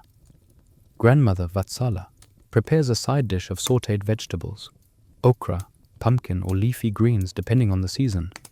She slices them with a small crescent-shaped blade and cooks them with cumin seeds and a pinch of asafoetida. Her touch is light, her timing impeccable. Food is her language of love, and she speaks it fluently. When everything is ready, the family sits together on woven mats. Suyash offers a brief prayer of gratitude before they begin eating. Dal is poured into small bowls, roti is torn and dipped, the spiced milk is sipped slowly. The flavors, earthy, warm, lightly spiced, carry the memory of countless mornings before this one. Meals in Ayodhya extend beyond the household. Community feasts take place during festivals, weddings, and harvest celebrations. Giant cauldrons simmer with fragrant rice dishes. Platters overflow with sweets made from sesame, jaggery, and clarified butter. People gather beneath open skies, sharing food in a spirit of abundance and unity. The aromas of these gatherings drift through the city, weaving joy into its very air. Food is nourishment, but it is also medicine, not only for the body but for the heart. Every ingredient, every spice carries meaning, purpose, and benefits understood by generations. And so it is natural that the next space we enter is one where nourishment and healing meet. After exploring Ayodhya's kitchens and feasts, let us step into the world of Ayurvedic knowledge, where herbs, oils, and ancient wisdom guide the city toward balance and well-being. In Ayodhya, the knowledge of healing flows through the city as quietly and steadily as the Sarayu itself. Rooted in the ancient science of Ayurveda, this tradition treats illness not as an enemy, but as an imbalance, one best restored through harmony, observation, and the gifts of nature. Dawn is a particularly peaceful time to visit the herbal quarter, when the air is still cool and the scents are strongest. The herb market lies along a shaded lane lined with low stalls and reed-matted awnings. Baskets overflow with fresh tulsi leaves, neem twigs, amla fruits, turmeric roots, dried hibiscus, shank pushpi, and fragrant sandalwood shavings. Each item carries its own purpose. Some strengthen the body, some calm the mind, others restore energy after illness or long journeys. Merchants sit cross-legged behind their displays, grinding roots into powders or tying herbs into bundles with lengths of cotton string. Their stone mortars release a deep, grounding aroma with every turn of the pestle. Buyers wander slowly, stopping to inhale the scent of dried bark, or to ask which blend might soothe a cough or quiet restless dreams. Not far from the market, a healer named Rishika prepares her morning tonics. Her small clinic consists of a shaded courtyard, a wooden table stacked with scrolls, and shelves filled with jars of oils and herbs. She begins by heating a pot of water infused with ginger and long pepper, an invigorating tonic for those recovering from fevers. She strains the mixture carefully, pouring it into clay cups, set aside for the day's first visitors. Her next task is to prepare a soothing poultice, using sandalwood paste, rose water, and the petals of lotus flowers. She grinds the ingredients into a cool, smooth balm intended for children with heat rashes or adults returning from long hours in the sun. The paste smells faintly sweet, and its touch is immediately calming. Patients arrive gradually. A farmer with aching shoulders from ploughing fields sits quietly while Rishika massages warm sesame oil into his muscles, using steady circular motions. A mother brings her young daughter, who suffers from lingering coughs during the changing seasons. Rishika offers her a syrup made from tulsi honey and a hint of basil. A traveler complains of indigestion after too much festival food, and she prescribes a mix of cumin, ajwain, and rock salt to be taken after meals. Throughout these interactions, there is no urgency or tension. Healing unfolds like a conversation, gentle, intuitive, grounded in care. The boundary between medical treatment and spiritual reassurance blurs here. Patients often leave not only with remedies, but with renewed calm. Reassured by Rishika's warm demeanor and the comforting ambience of her courtyard. A short walk away, a larger Arogya Shala, an early form of hospital, stands beneath a grove of neem trees. Its open verandas allow fresh air to circulate, carrying the scent of burning incense meant to purify the environment. Inside, attendants prepare beds of woven reed mats and soft blankets. Physicians, trained in Ayurvedic scripture, check pulses, examine tongues, and ask questions about sleep, diet, and emotions, the whole person considered before any diagnosis is made. One physician mixes a warming oil to treat joint pain. Another consults palm leaf manuscripts to refine a formula for digestive health. Apprentices learn as they work, carefully observing how each herb affects the body, how temperature and season shift the needs of patients, how healing depends as much on empathy as on skill. Just as important as formal healing spaces are the rituals performed at home. Every family keeps a small basket of everyday remedies: turmeric for wounds, honey for coughs, neem leaves for purification, and castor oil for strengthening the hair. Mothers massage infants with warm oil each morning to strengthen their limbs. Elders brew herbal teas on cool evenings to soothe nerves or prepare the body for restful sleep. Healing is not an event, but a lifestyle, woven into the rhythms of cooking, bathing, resting, and relating to one another. Kamala, for example, mixes a paste of turmeric and sandalwood whenever Arjun scrapes his knee, murmuring gentle reassurances as she applies it. Meera braids her grandmother's hair after massaging her scalp with sesame oil, their conversation drifting from stories to jokes, to shared memories. Even small gestures, like offering warm spiced milk to a neighbor who feels weary, become expressions of care and connection. In this way, Ayurveda strengthens not only the body, but the bonds that hold families and communities together. Healing is communal. It reinforces ties, fosters tenderness, and reminds people of their shared humanity.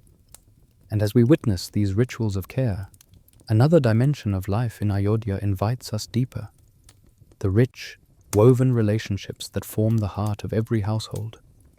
For beyond herbs and tonics lies the world of interpersonal warmth, the laughter, tensions, and gentle intimacies that define family life. Let us now step into that world, exploring how relationships shape the daily rhythm of Ayodhya's people. Life in ancient Ayodhya unfolds within a tapestry of relationships, woven from blood ties, marital alliances, friendships, and neighborly familiarity. Unlike the bustling markets or the solemn temples, the world of family life is soft and intimate, shaped by daily rituals and shared responsibilities. It is here, in courtyards and common spaces, that emotional warmth flourishes. Marriage is not simply a union between two individuals, but a merging of entire households. Arrangements often begin with careful, respectful conversations between families. Elders consult astrologers, exchange small gifts, and discuss compatibility based on values, temperament, and lineage. The ceremony itself is filled with symbolism: the tying of garments, the 7 steps taken around the sacred fire, the showering of grains for prosperity. Young brides enter their new homes with both nervousness and excitement, welcomed by sisters-in-law, aunts, and grandmothers, who guide them through household customs with kindness and gentle humor. Within the home, generational roles interlock like the beams of a well-crafted structure. Elders, parents, uncles, grandparents, hold positions of quiet authority. Their wisdom shapes family decisions. Their stories preserve lineage, and their presence provides emotional grounding. Children sit beside them during evenings, listening to legends of gods, heroes, and ancestors. These tales are not merely entertainment. They convey values, identity, and belonging. Parents oversee daily routines, dividing responsibilities naturally. Mothers manage the hearth, guide daughters in household arts, and nurture the emotional fabric of the family. Fathers instruct sons in trade skills, ethical conduct, and community duties. But roles are fluid, influenced by personality. A father may teach his daughter to recite verses. A mother may oversee a field's harvest. What matters most is cooperation, each member contributing to shared prosperity. Children, meanwhile, infuse homes with a sense of playfulness.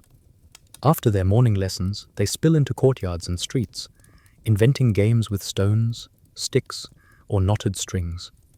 They play gar-gar, house, imitating their parents' tasks with exaggerated seriousness. They race along dusty lanes. They practice balancing clay pots on their heads while giggling uncontrollably. Their laughter echoes off the walls, carrying a joy that lightens even the weariest hearts.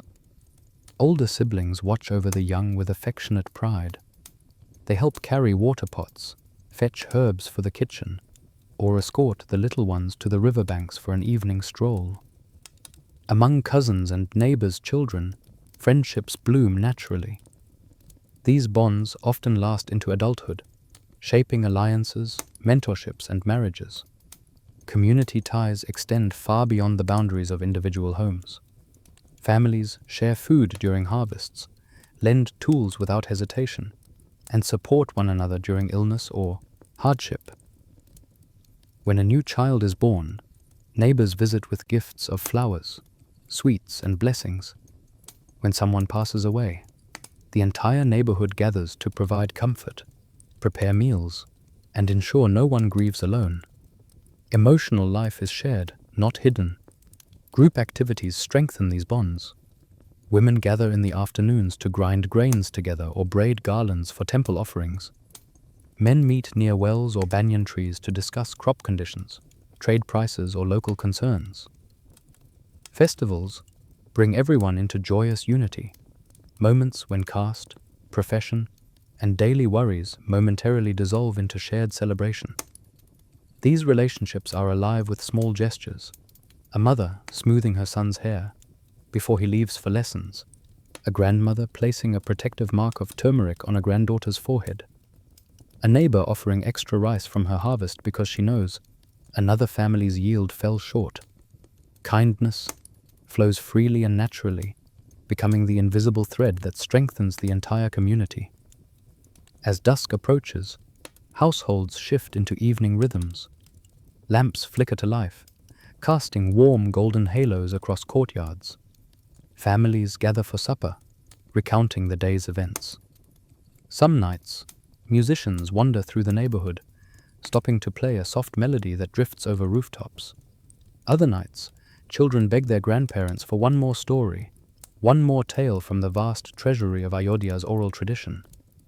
It is during these shared evenings that the city feels most intimate, its greatness found not only in its temples and markets, but in the gentle bonds that make life meaningful. These emotional connections, so carefully tended within households and neighborhoods, bloom even more vibrantly during the city's festivals. For celebrations in Ayodhya are not mere events. They are living expressions of devotion, joy, and community unity. Let us now step into this world of color and light, where drums beat, lamps glow, and hearts open wide in celebration. In Ayodhya, the passing of seasons is marked not merely by shifts in weather or agricultural cycles, but by festivals that shape the city's emotional calendar.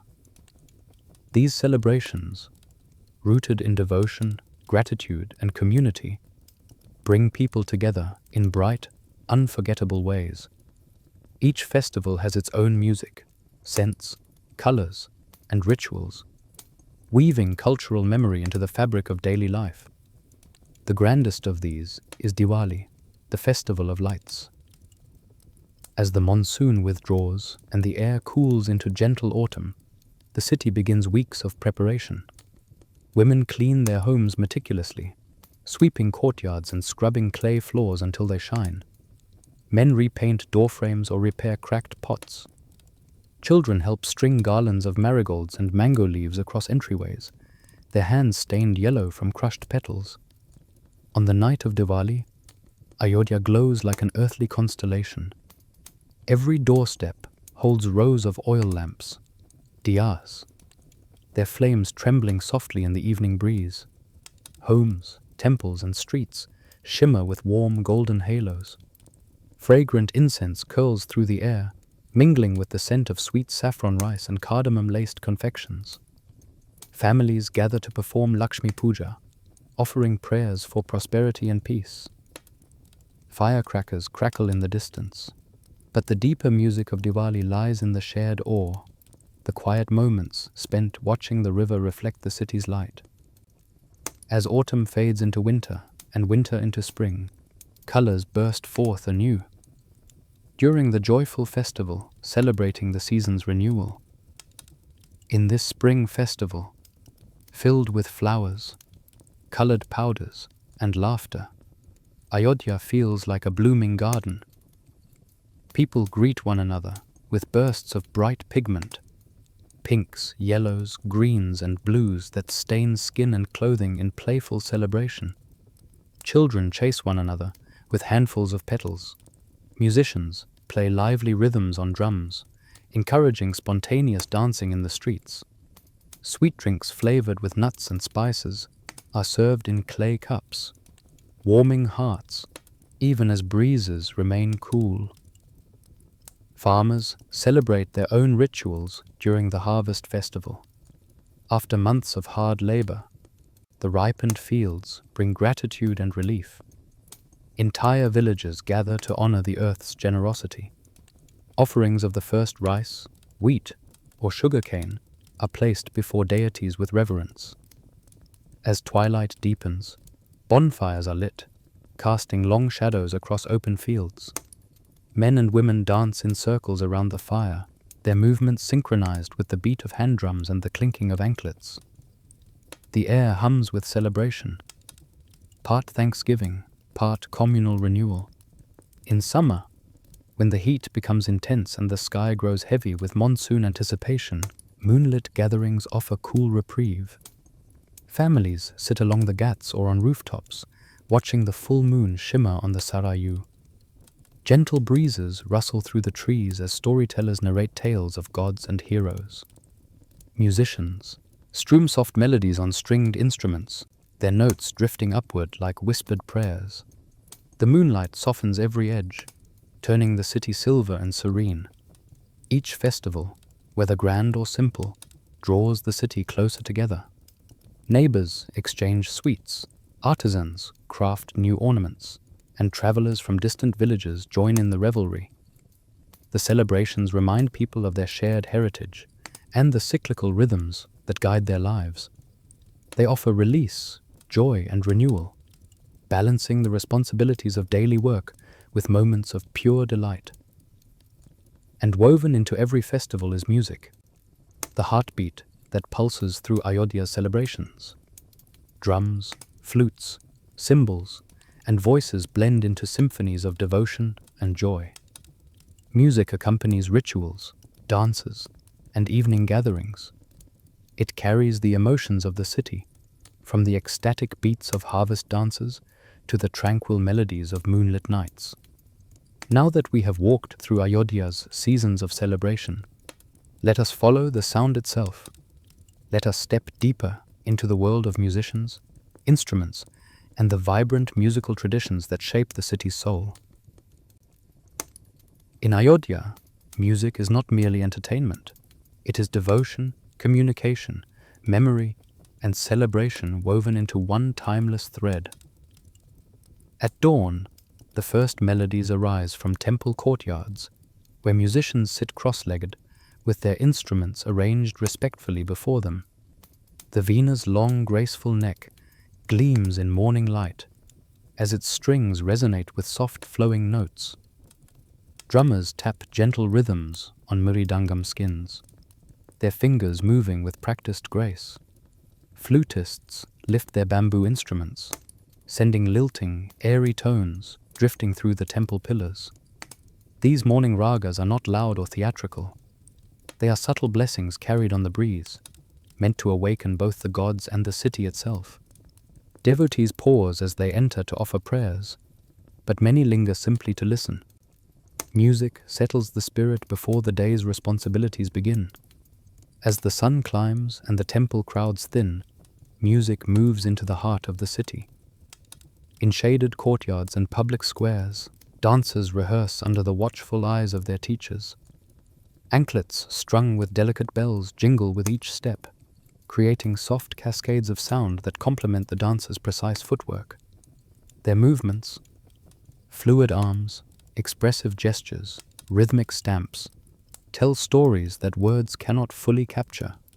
Myths, moral lessons, and the changing moods of nature all come alive through their bodies.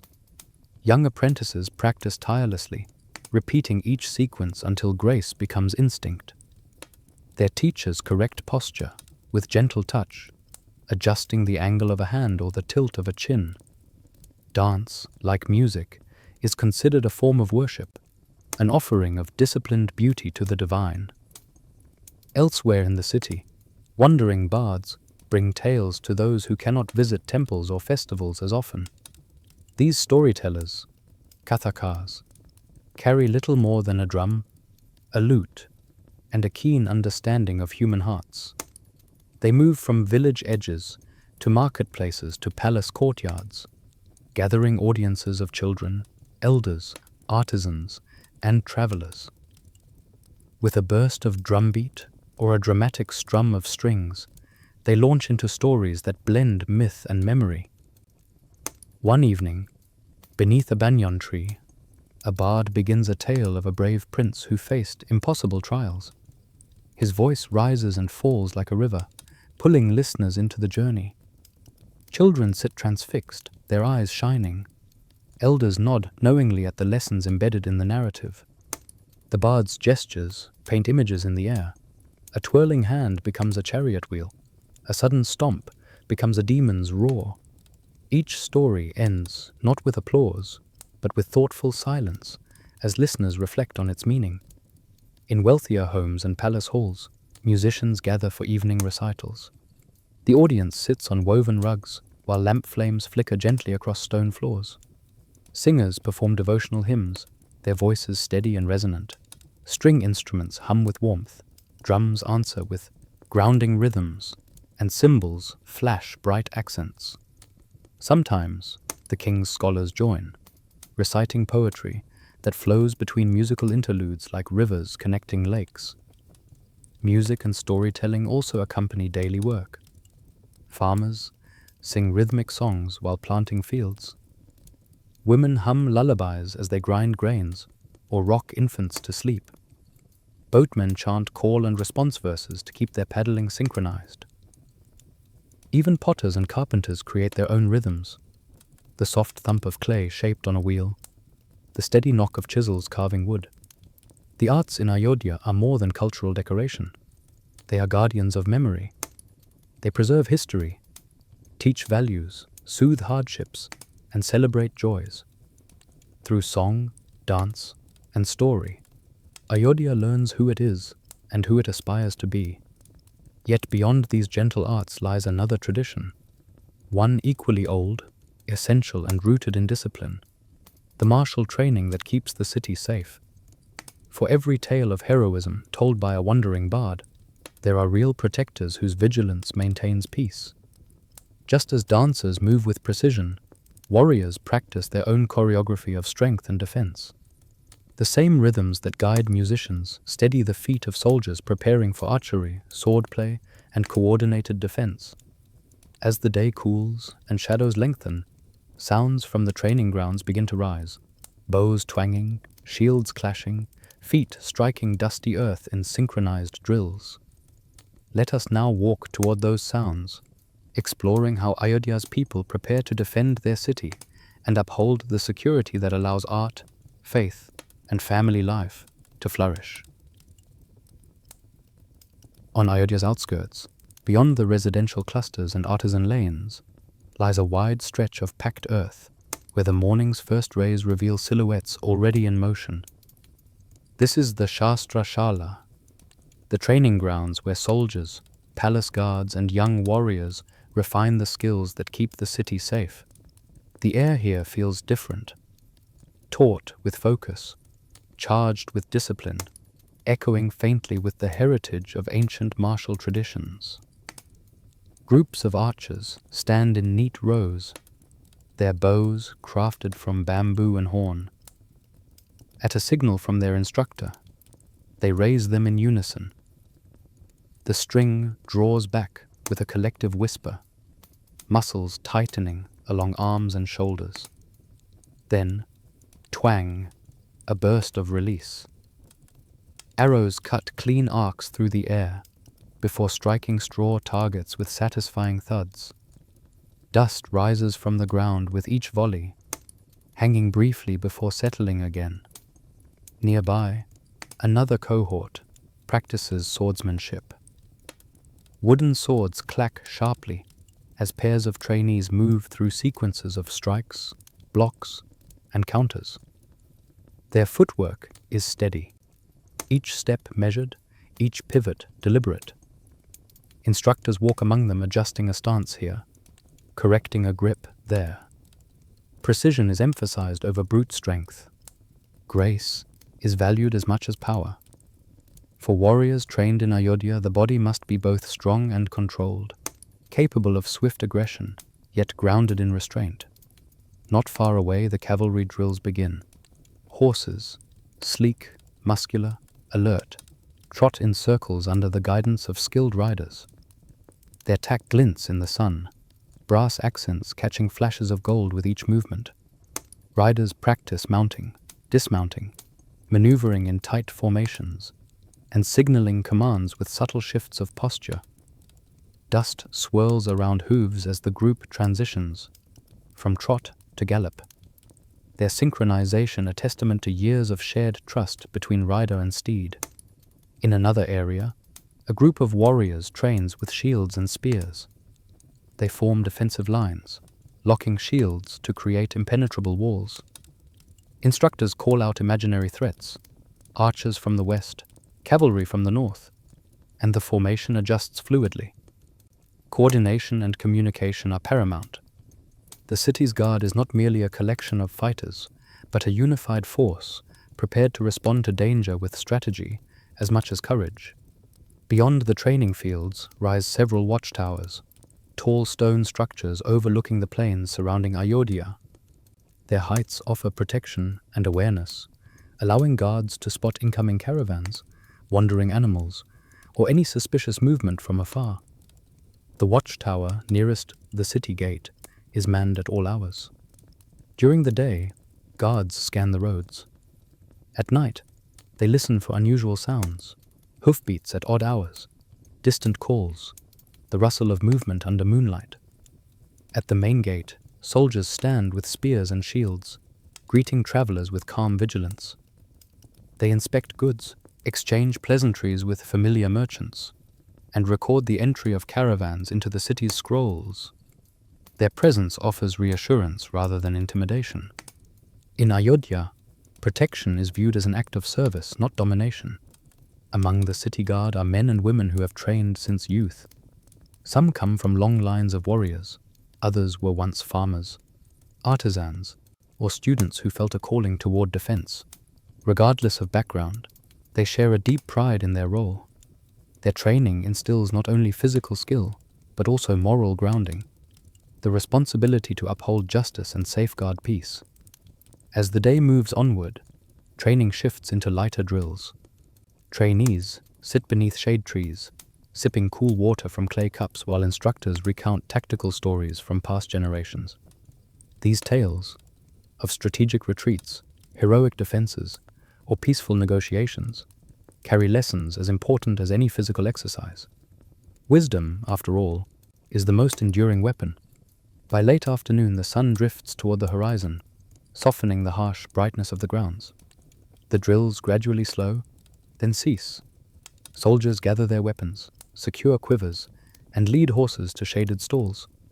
A feeling of calm settles across the training field, a satisfying quiet earned through hours of focused effort. As evening approaches, soldiers disperse throughout the city.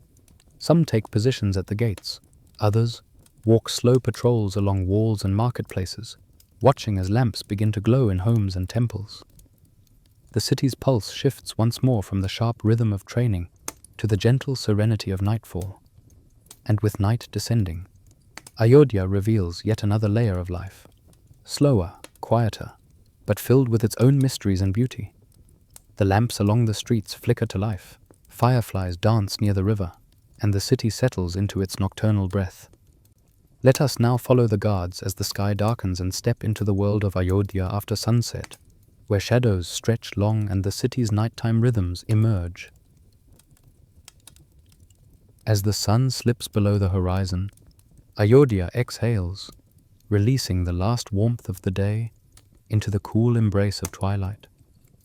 The sky deepens from gold to rose to a dusky violet, streaked with thin clouds glowing faintly in the fading light. One by one, clay lamps are lit in doorways and courtyards, their flames flickering like tiny guardians of the night. The city seems to settle into itself, its sharp daytime edges softening. Shops, once alive with haggling and chatter, begin to close their shutters.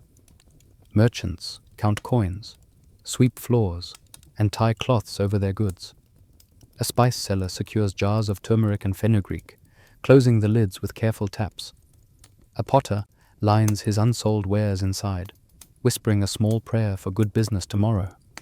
Their daily labor complete, they join the quiet stream of people returning home. Families drift through the lanes in gentle clusters, some carrying baskets of vegetables, others leading children by the hand.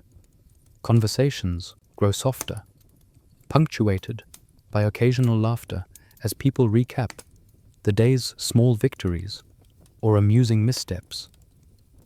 Domestic scents, roasting grain, warm milk, simmering lentils, waft from open kitchens, mingling with the sweet fragrance of jasmine garlands hanging beside doorframes. In courtyards, women place lamps at the base of tulsi plants, circling them with devotion. The light dances across the leaves, creating tiny halos of gold green.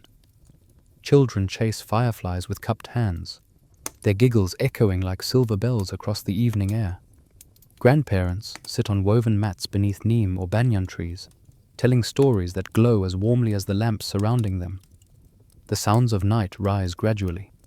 Crickets begin their rhythmic symphony, their chirping steady and soothing.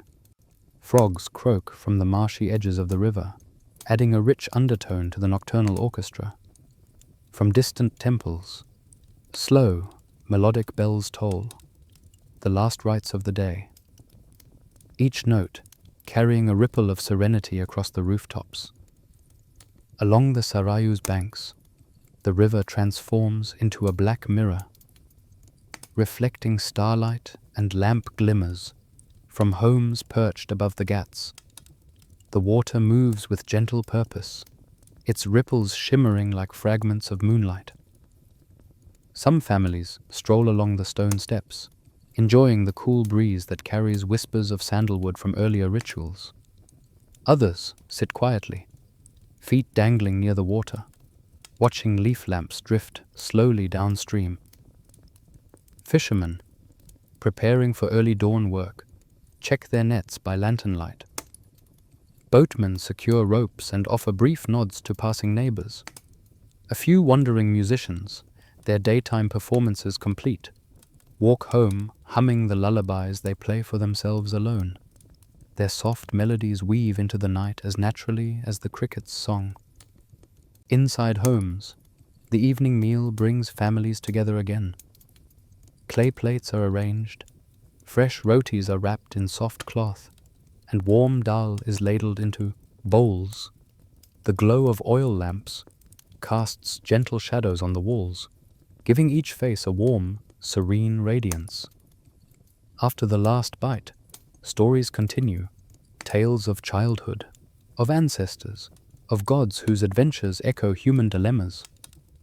Children lean against parents or elders, drowsy but unwilling to miss a single word.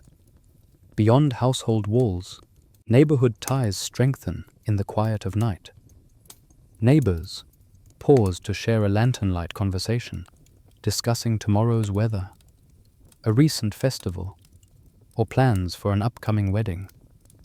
Far from the noise of daylight, these exchanges feel more sincere, more reflective. As Ayodhya deepens into night, a natural stillness settles. The city's defensive watch shifts subtly. Soldiers at gateposts light torches, scanning the dark horizon for movement. Their presence is reassuring, a reminder that peace is safeguarded, even while most citizens sleep. The interplay of shadow and flame paints their armor in soft bronze hues. From this peaceful vantage, the mind drifts inward. The hush of the night encourages reflection. The day's events, one's duties, the meaning of choices made and paths ahead. Just as the river flows steadily in darkness, thought flows gently through the mind, seeking clarity. In Ayodhya, evenings are not only times of rest, they are times of contemplation. This quiet space naturally leads toward the deeper philosophical questions that shape life. What is right conduct? What makes a meaningful life? How does one harmonize duty, desire, and truth? As crickets continue their nightly song and lamps flicker softly, Ayodhya turns its gaze toward wisdom. Let us now follow this contemplative mood into the realm of philosophy and ethics, where ancient ideas guide daily living like lamps glowing in the dark.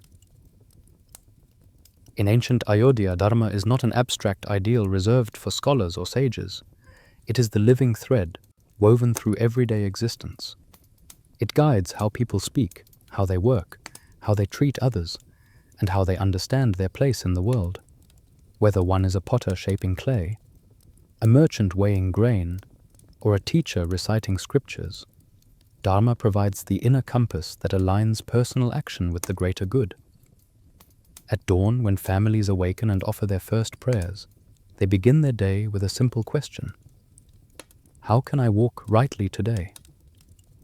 This question does not demand grand gestures. It begins with honesty in trade, kindness in speech, respect for elders, care for the vulnerable, and diligence in one's duties. Dharma grows from the small, steady choices that shape character. A farmer considers Dharma when deciding how much water to draw from the irrigation channels, ensuring that his neighbor's fields will not go dry. A merchant follows Dharma when he resists the temptation to obscure the true weight of spices or inflate the price of cloth. A warrior upholds Dharma by mastering not only skills of combat, but also restraint, compassion, and justice. Within homes, Dharma guides the relationships between generations. Children learn to honor parents and teachers, knowing that wisdom flows naturally from those who have walked longer paths. Parents demonstrate patience and guidance, offering discipline that uplifts rather than punishes. Grandparents remind the family of traditions, stories, and moral lessons handed down through centuries. In the Gurukulas, students explore Dharma more deeply through philosophical study. They debate the meaning of right action, the balance between personal desire and social responsibility, the nature of truth, and the pathways to inner peace. Their discussions often spill into evenings, echoing beneath the trees as fireflies drift through the twilight. These philosophical dialogues teach them that Dharma is not rigid. It adapts to context, intention, and circumstance. Temples reinforce these teachings through stories carved into stone or recited during rituals. A sculpture of a noble king reminds viewers of righteous leadership. Painted murals depict moral dilemmas, moments when figures in epic tales choose sacrifice, honesty, or courage over easier but lesser paths. Visitors leave with fresh insight, their hearts stirred toward reflection. Even legal councils draw upon Dharma when resolving disputes. It is not enough to determine who is correct. The goal is harmony. Councils seek solutions that restore relationships, protect fairness, and preserve communal balance. Thus, justice becomes an extension of Dharma, ethical, compassionate and restorative. But Dharma also recognizes complexity. A merchant must profit to sustain his family, yet must not exploit. A warrior must defend the city, yet must not act out of anger. A parent must protect a child, yet must also teach resilience. Dharma lives in these tensions, guiding people to navigate life with discernment rather than strict rules. In times of hardship, poor harvests, sickness, loss, Dharma becomes a source of resilience. It reminds individuals that they are part of a larger whole, supported by community and tradition. People gather, share resources, and comfort one another, knowing that to uphold Dharma is to uphold the well-being of all. As the night deepens, philosophy takes on a quieter tone. On rooftops or beneath banyan trees, people sit together in gentle conversation. They reflect on the day, their successes, missteps, and intentions for tomorrow. A potter may confess that he spoke harshly in haste. A merchant may resolve to negotiate more fairly. A mother may vow to find more patience. These small self-corrections are the essence of living Dharma. Even artisans find alignment with Dharma in their creations. A sculptor believes that truth lives in every stone. His task is to reveal it with integrity. A weaver sees her Dharma in the beauty and precision of her cloth. A poet uses words to illuminate ideas that help others understand compassion and virtue.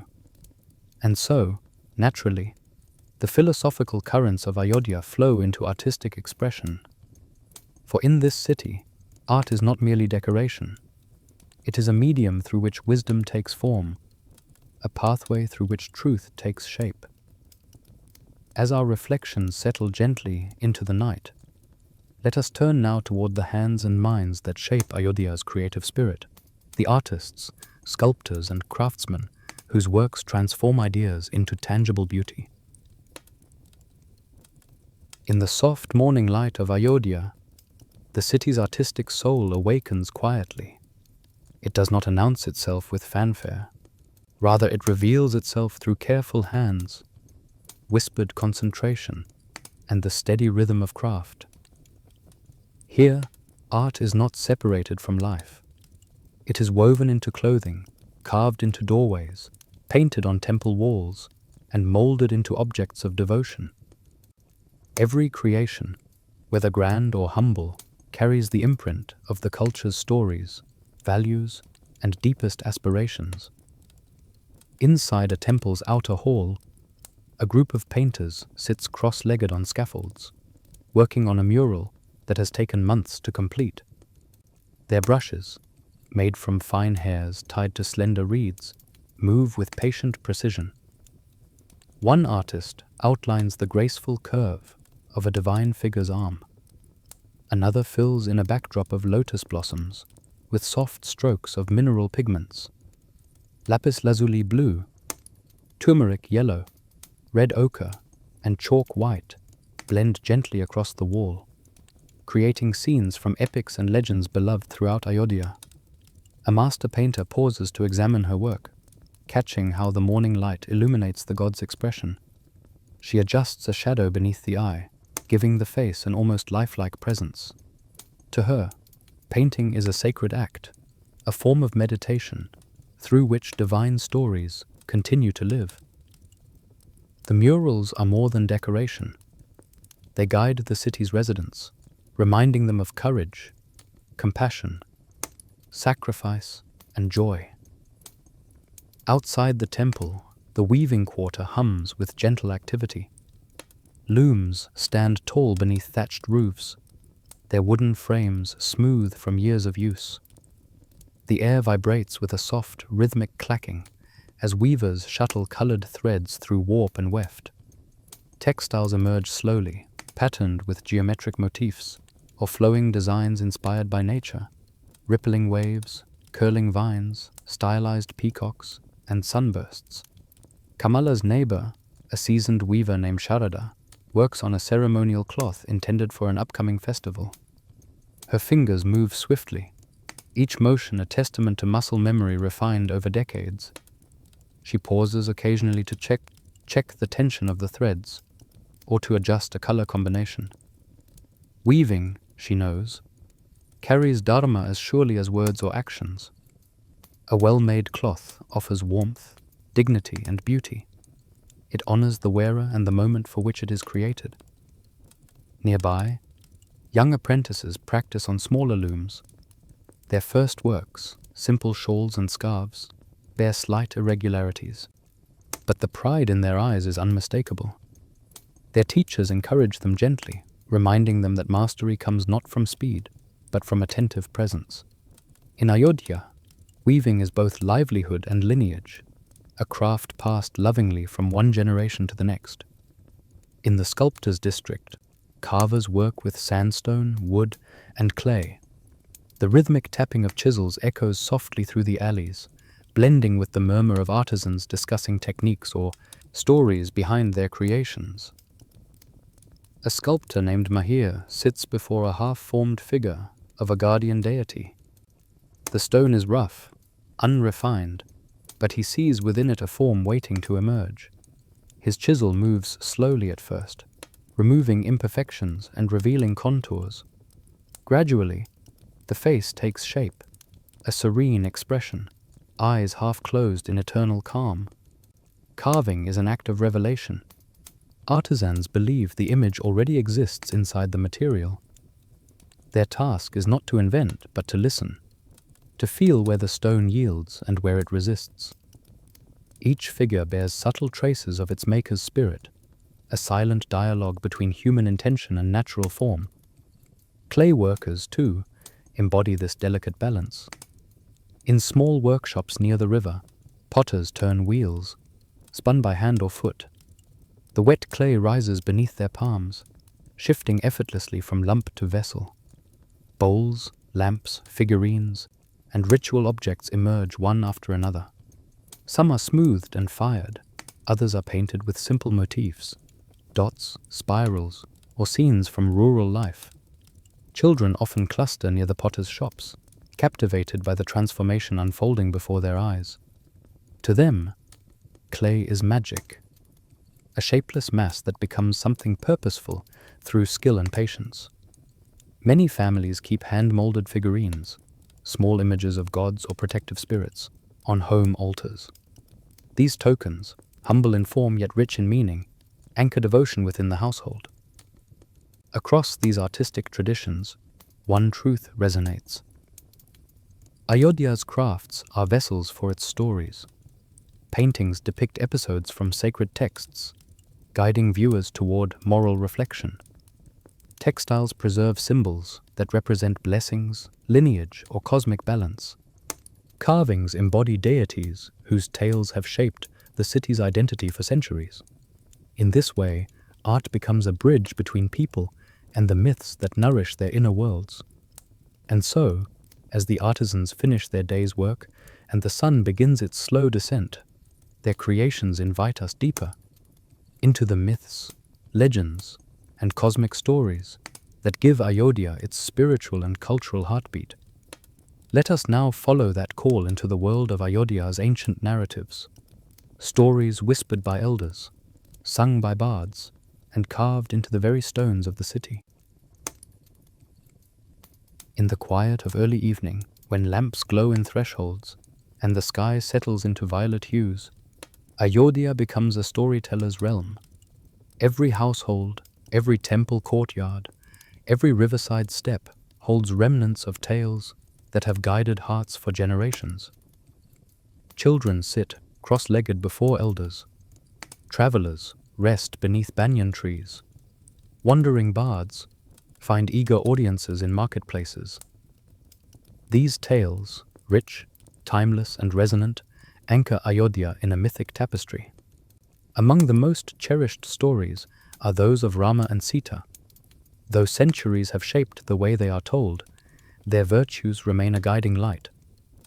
Elders recount how Rama embodied unwavering dharma, how Sita's strength shone through dignity and devotion, how their exile, trials, and triumphs continue to inspire right action.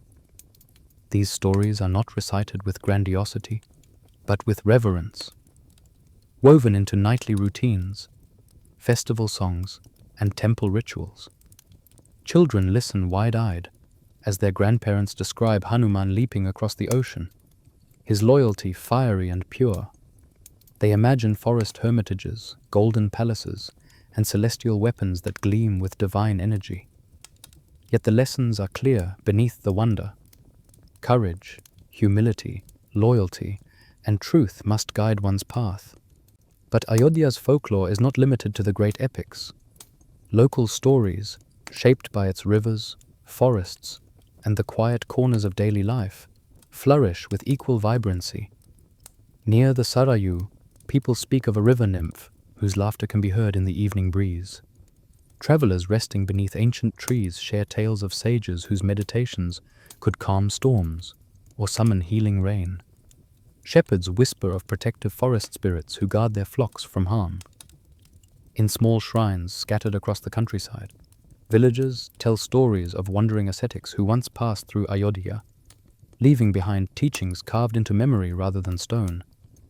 These sages advise listeners to cultivate patience, kindness, and inner clarity. Their tales rarely involve grand battles.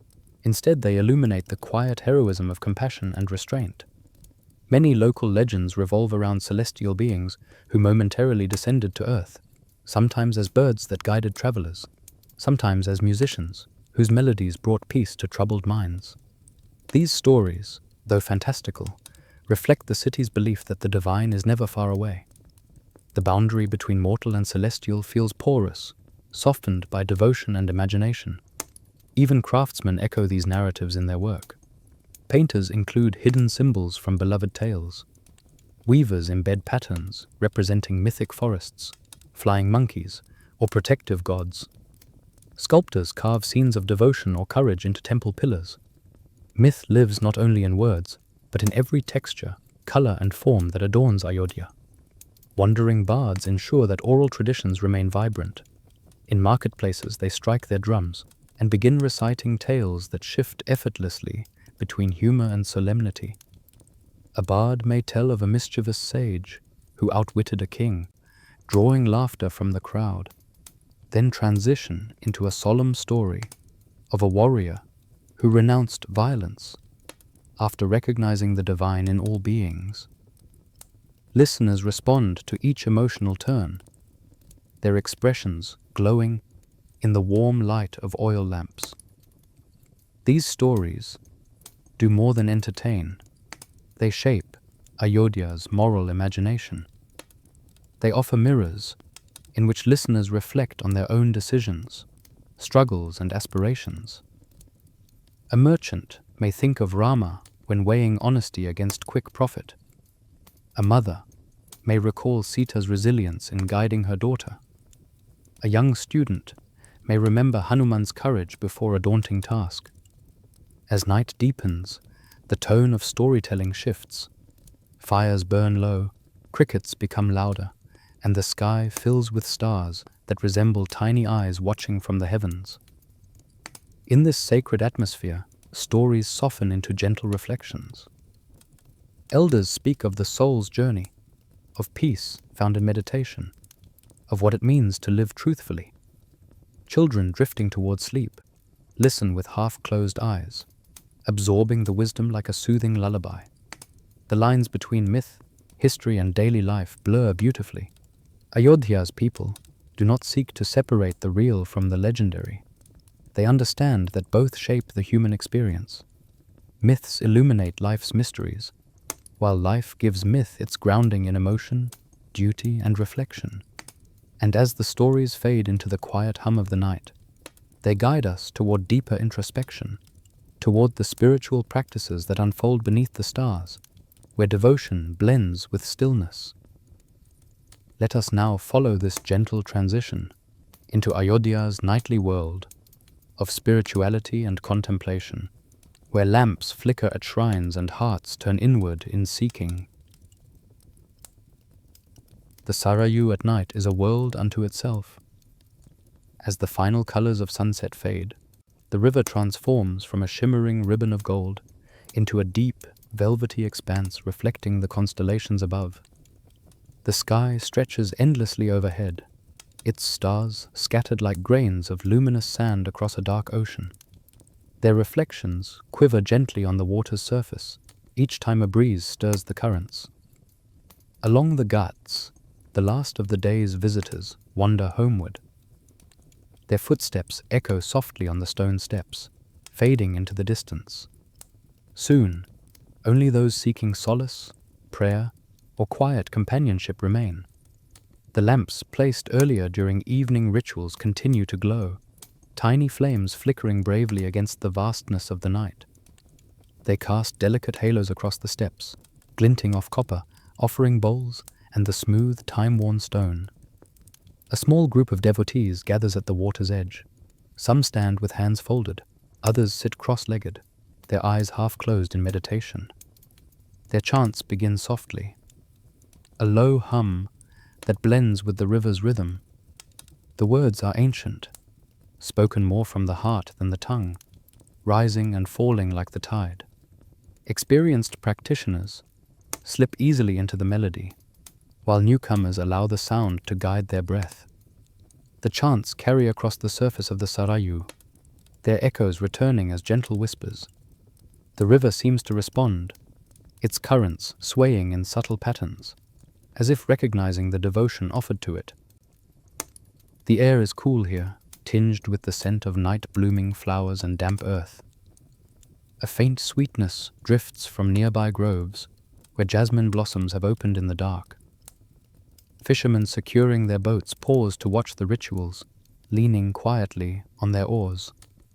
A lone boatman, drifting midstream, lets his vessel sway freely while he listens. Even the animals seem to honor the stillness. Stray dogs curl beside the ghats, blinking slowly. Birds roost among the riverbank trees, ruffling their feathers as if settling deeper into sleep. A priest steps forward holding a broad leaf shaped into a small bowl. Inside it burns a tiny clay lamp, its flame steady and confident despite the movement of the night air. He sets the lamp upon the water with a reverent gesture. It drifts gently away, joining dozens of others that shimmer like floating stars. Each lamp carries a prayer, some whispered, some silent, for peace, health, forgiveness, or guidance. Families release lamps together, their fingers brushing the cool water as they let go. Children watch in wonder, their eyes following the glowing procession until the tiny lights scatter across the river's surface. Some lamps merge, others diverge. All continue onward until the current folds them into the darkness. The quiet at the riverbank deepens into something sacred. With the chants continuing softly, many feel as though the boundary between the physical world and the inner world has thinned. Awareness turns inward. Thoughts slow. Hearts lighten. The river becomes both a landscape and a companion, soothing the mind with its steady movement. A lone flute begins to play from a nearby step, its notes soft, slow, and haunting. The melody rises like a silver thread in the dark, weaving through the chanting and blending into the rustle of the trees. The music feels like a lullaby sung by the night itself, guiding listeners toward introspection, calm, and gentle surrender. Some devotees close their eyes, tilting their faces toward the faint breeze. Others sit in silent prayer, waiting for clarity to arrive in its own time. Here, under the watch of countless stars, life's worries seem lighter, as though the river absorbs and carries them away. In this serene embrace, the world feels whole. Gradually, as the night deepens, the gatherings thin. People leave in small groups or alone, stepping carefully along the stone paths back toward their homes. Lamps continue drifting downstream, becoming distant sparks on the horizon. Their glow may fade from sight, but the peace they evoke remains, settling in hearts like a soft, warm weight. As we follow the path away from the riverbank, the sounds of night wrap around us. The whisper of water, the rustle of leaves, the hum of insects, and the lingering notes of the flute. These sensations guide us gently inward, toward the private realms, where the day's impressions dissolve into dreams. And so the river's meditative calm leads us naturally into the quietest chambers of life, to the interior world of rest, imagination, and sleep, where Ayodhya dreams within each of its slumbering homes. Let us enter that peaceful realm now, stepping from the starlit river into the soft depths of night's embrace. In ancient Ayodhya, the night is not merely a time of rest. It is a vast, unfolding tapestry where the hidden language of the universe becomes easier to hear. Under the expansive sky, free from the glare of modern lights, stars glow with unmistakable clarity. Constellations trace familiar shapes overhead, drifting slowly across the darkness, like celestial storytellers carrying timeless truths. Ayodhya's people understand the night not as an ending, but as a portal to inner and cosmic worlds. Dreams, astrology, and the movements of heavenly bodies intertwine into a quiet, mystical science that shapes decisions, rituals, and reflections. For many families, bedtime begins with a moment beneath the open sky. Children point excitedly to recognizable constellations: the hunter, the fish, the peacock-like shapes formed by star clusters, while parents explain how each one marks a season or guides a traveler. Elders speak of the nakshatras, the lunar mansions that divide the sky into subtle energetic realms. Each nakshatra carries its own temperament, some auspicious for beginnings, others suited for contemplation, travel, or healing. Astrologers in Ayodhya study these star patterns with meticulous care. Their scrolls, inked with intricate charts, map the positions of the moon, planets, and constellations at the moment of a person's birth. These birth charts, kundalis, offer insight into one's strengths, challenges, and destiny. They are not rigid predictions, but gentle guidance, helping individuals understand their nature and make wise choices.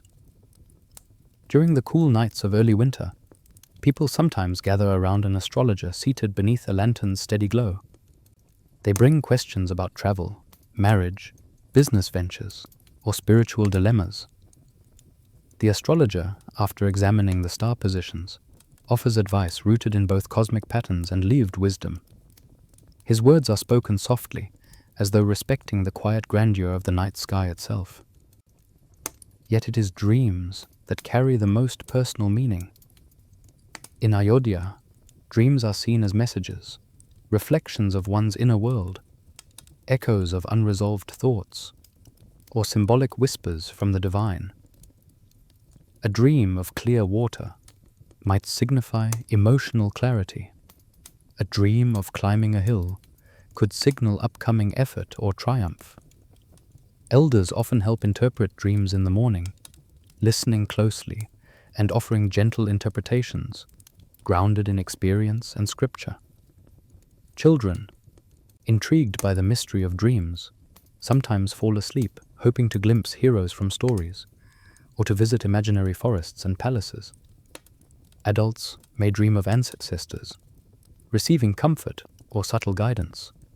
For many, dreams are a companion of the night, a bridge between the conscious and subconscious, between the tangible and the mythic. As households settle into slumber, the celestial wheel continues its slow, majestic turn.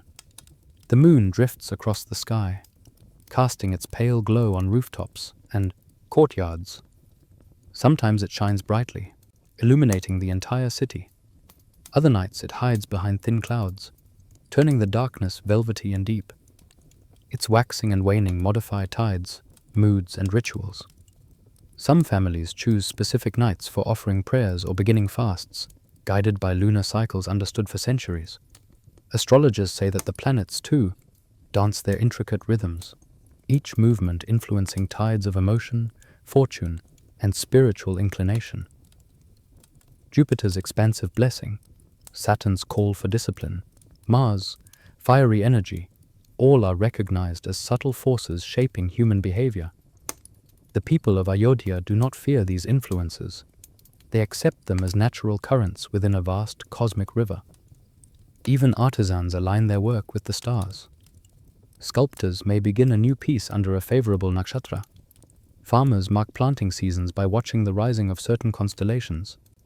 Priests time rituals according to precise celestial alignments. The sky becomes not just a canvas of beauty, but a quiet mentor guiding the rhythms of life. Meanwhile, the dreams of the city deepen. One by one, oil lamps dim, homes fall into darkness, and Ayodhya becomes a constellation unto itself. Each sleeping soul a point of light within the greater whole. The air cools, fragrant with night jasmine, and the world grows still. In this stillness, the cosmic vastness feels close, almost intimate. One might imagine the stars leaning just a little closer, whispering ancient truths into the dreaming minds below. And as the night deepens further, the boundary between dream and waking world softens. The mysteries of the cosmos seep into the quiet chambers of the mind, preparing Ayodhya not just for sleep, but for renewal. These cosmic contemplations ease us naturally toward the most private realm of all, the intimate experience of sleep itself, its sensations, rituals, and rhythms within Ayodhya's peaceful homes. Let us now drift into that inner world where rest becomes a sacred ritual, and the city finds rejuvenation in its deepest slumber. After midnight, Ayodhya sheds its vibrant daytime pulse and becomes a place of whispered stillness. The streets that just hours earlier bustled with carts, merchants, and storytellers now stretch empty beneath the moonlight, their silence broken only by the occasional rustle of leaves or the distant murmur of the river. Lamps in clay niches continue to glow, some burning low, their flames swaying softly in the night breeze. Each flicker casts delicate patterns across walls, making the city appear dreamlike, half real, half imagined. We walk down a narrow alleyway where shadows gather thickly but not threateningly. The earthen walls on either side are cool to the touch, and the faint scent of incense lingers from evening rituals. A cat moves silently along a rooftop, pausing to study us with glowing eyes before disappearing again into darkness. Beneath a neem tree, a clay water pot rests untouched, its surface beaded with dew. Most homes are quiet, their doors shut, their courtyards wrapped in sleep. Yet through the latticed windows of one dwelling, a faint glow betrays a late-night oil lamp. A scholar sits cross-legged on the floor, bent over palm leaf manuscripts spread across a woven mat. His lips move silently as he reads a verse for the final time before sighing and closing the text with reverence. Knowledge does not sleep easily. Even at night, it hums softly within Ayodhya's walls. Farther along, near the artisan's quarter, workshops sleep like tired companions. The potter's wheel stands still, a thin layer of clay dust coating its surface. Chisels and hammers lie neatly arranged beside unfinished carvings, their shadows long and soft. Looms rest beneath blankets of cloth, their threads slackened, awaiting the morning when fingers will once again bring them to life. These spaces carry the warmth of recent activity, like a held breath waiting to exhale at dawn. Animals, too, have found their resting places. Oxen lie curled beneath wooden shelter beams, their steady breaths rising in gentle clouds. Goats sleep in clusters, twitching occasionally as dreams stir in their small worlds. A pair of horses stands quietly tied near the cavalry grounds, their tails flicking lazily, hooves shifting only enough to find comfort. Even the dogs that roam the streets appear gentler at this hour, curling upon thresholds or beneath carts. As we near the inner temple district, the air grows cooler and more fragrant. Pale marigold petals, left from evening offerings, rustle softly as the breeze moves through. Temple courtyards lie still, but not empty of presence. Stone pillars cast elongated shadows that overlap like folded hands. At the sanctum doors, 2 guards sit with spears resting across their knees. Their eyes scan the grounds calmly, yet even they whisper to one another in the hush of the night. A third guard walks slowly along the temple perimeter, his sandals making soft contact with the stone. Occasionally he pauses to offer a quiet prayer at a shrine, a brief bow of the head, a touch of the forehead to the fingertips. His devotion does not disrupt the silence. It becomes part of it. The temple bells hang motionless now, but their memory still vibrates faintly in the air. From beyond the walls comes the distant croak of frogs along the Sarayu's banks. Fireflies drift lazily above grass and water, tiny glimmers echoing the celestial lights above. A lone fisherman sits on a step near the water, not to fish, but simply to breathe the cool air and watch the current slide by. His presence is soft, unintrusive, as though he is part of the night rather than awake within it. Wandering deeper into the city, we pass clusters of rooftops where families sleep beneath open skies. Some lie on woven cots, others rest on mats placed directly upon the cool plaster. Their forms rise and fall slowly in the moonlight, their breaths syncing with the larger unseen rhythm of the city. An elder murmurs in his sleep. A child shifts, reaching unconsciously for a parent. Crickets continue their steady choral pulse, comforting in their persistence. This nocturnal quiet is not empty. It is contemplative. It invites reflection from anyone awake to hear it. The silence seems to ask gentle questions. What was learned today? Whom did you help? What joy or hurt will you carry into tomorrow? Night casts no judgment. It merely offers spaciousness, a moment for the heart to expand without the weight of noise. Ayodhya, in this darkness, reveals its softer truth. Beneath the grandeur of temples and liveliness of markets lies a city deeply connected to stillness, a place where introspection is as natural as breathing.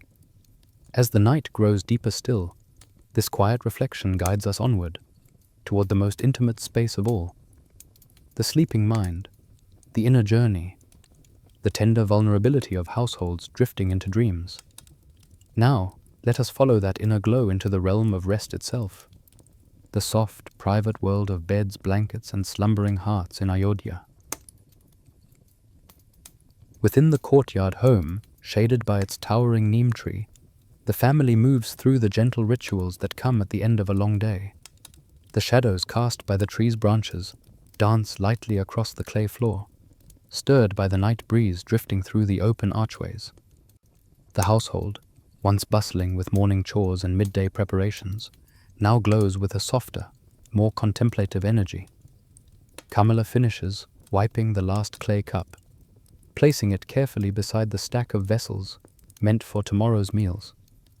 She pauses a moment, stretching her tired hands, and smiles as she hears her children murmuring to each other in the sleeping area. Her day has been full, sweeping, cooking, tending the kitchen hearth, helping neighbors with festival leftovers, but now her thoughts begin to settle like dust after a passing wind. Her husband, Devadas, enters from the courtyard after securing the outer door.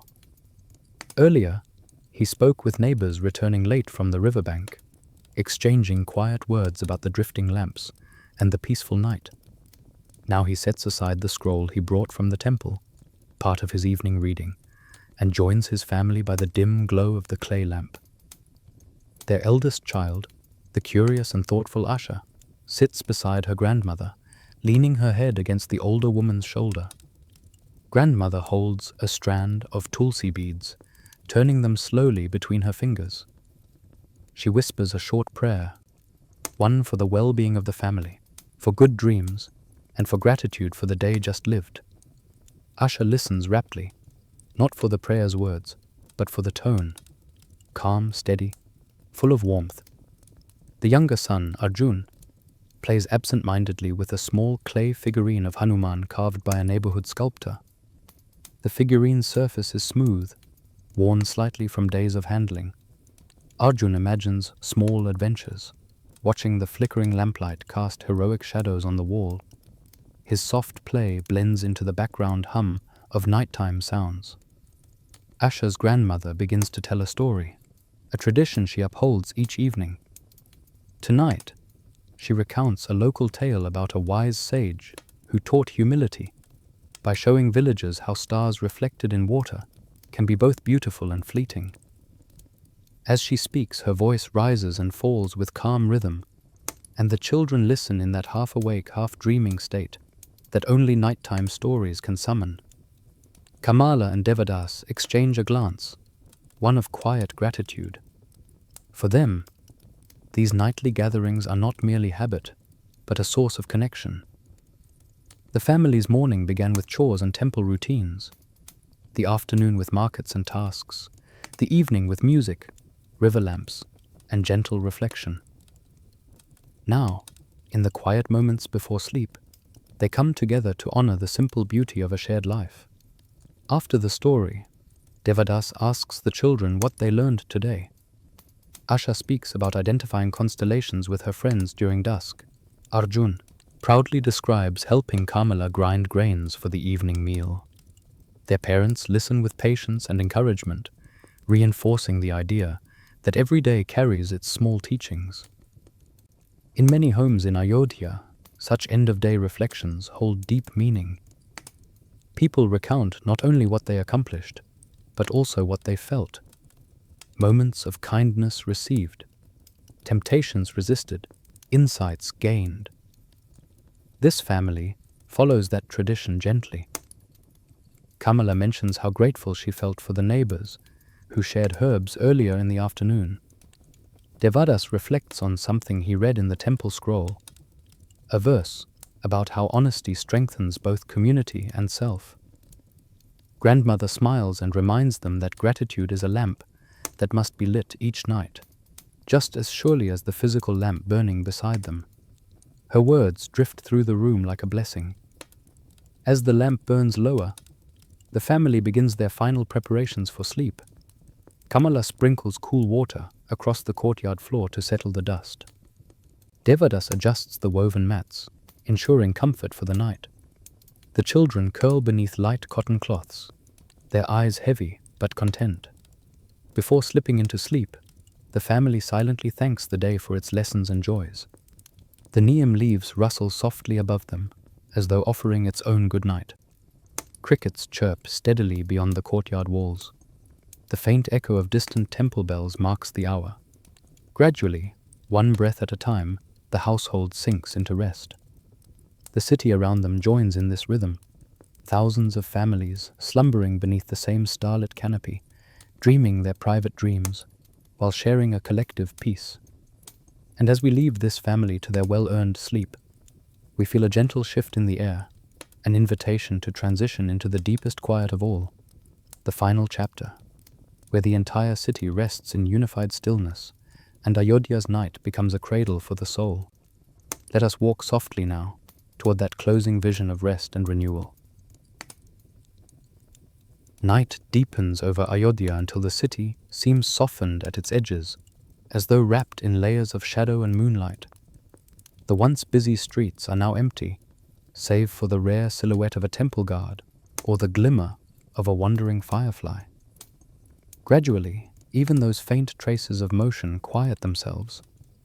The city exhales fully, releasing the final remnants of the day. Clay lamps flicker in niches along the walls of courtyards and alleyways, their flames growing shorter as oil runs low. The warm halos they cast tremble gently, creating the illusion of shifting golden petals on stone surfaces. Some lamps blink out softly, curling into thin wisps of smoke. Others burn stubbornly, determined to hold on to their light until dawn. Their presence feels almost like a blessing, scattered throughout the night like a constellation mirrored on the earth. From the temples, the last chants drift away. Earlier, the rhythmic hymns echoed across Ayodhya in waves of devotion, but now only the residual hum remains, a faint resonance held in the bones of the city. The great bells stand silent, their metal cool to the touch, waiting for the morning priest to awaken them with a resonant strike. Even the chanting of solitary devotees by the river has faded, folding itself into the broader hush. The Sarayu flows in steady darkness, its surface a long, shimmering thread of silver where the moon touches it. Lamps, set afloat earlier in the evening, have become distant glimmers, like tiny worlds drifting along the water's smooth path.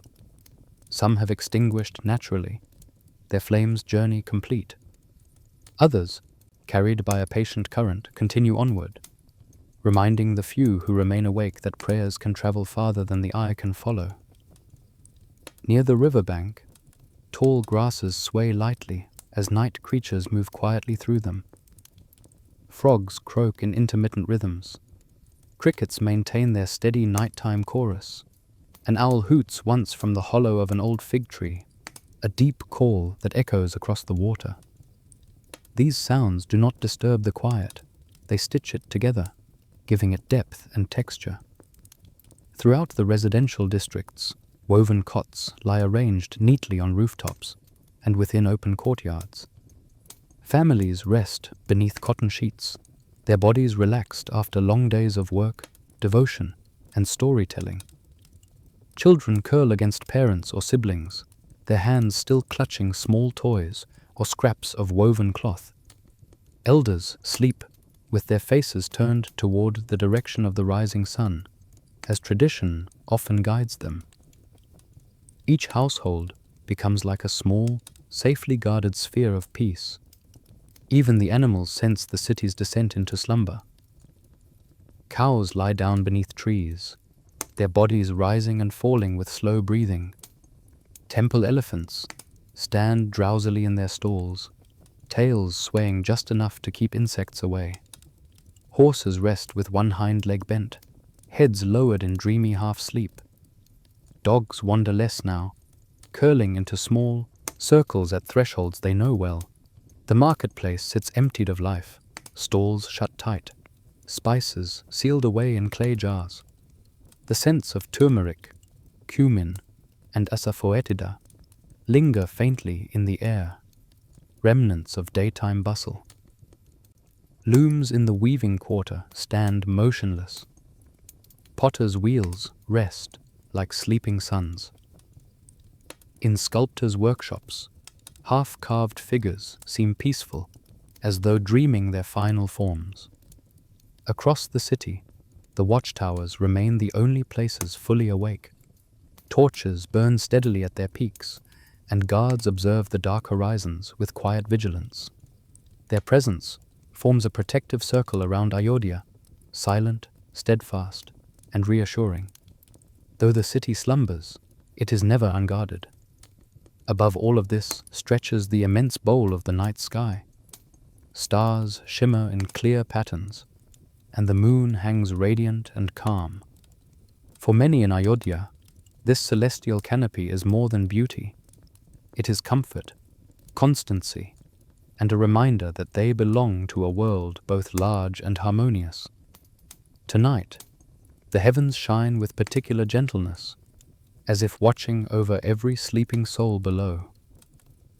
Slowly, the entire city settles into a shared rhythm, one heartbeat, one breath, one enveloping quiet. It becomes a cradle of rest, its ancient walls holding generations of memory and hope. In this moment, Ayodhya is not simply a place.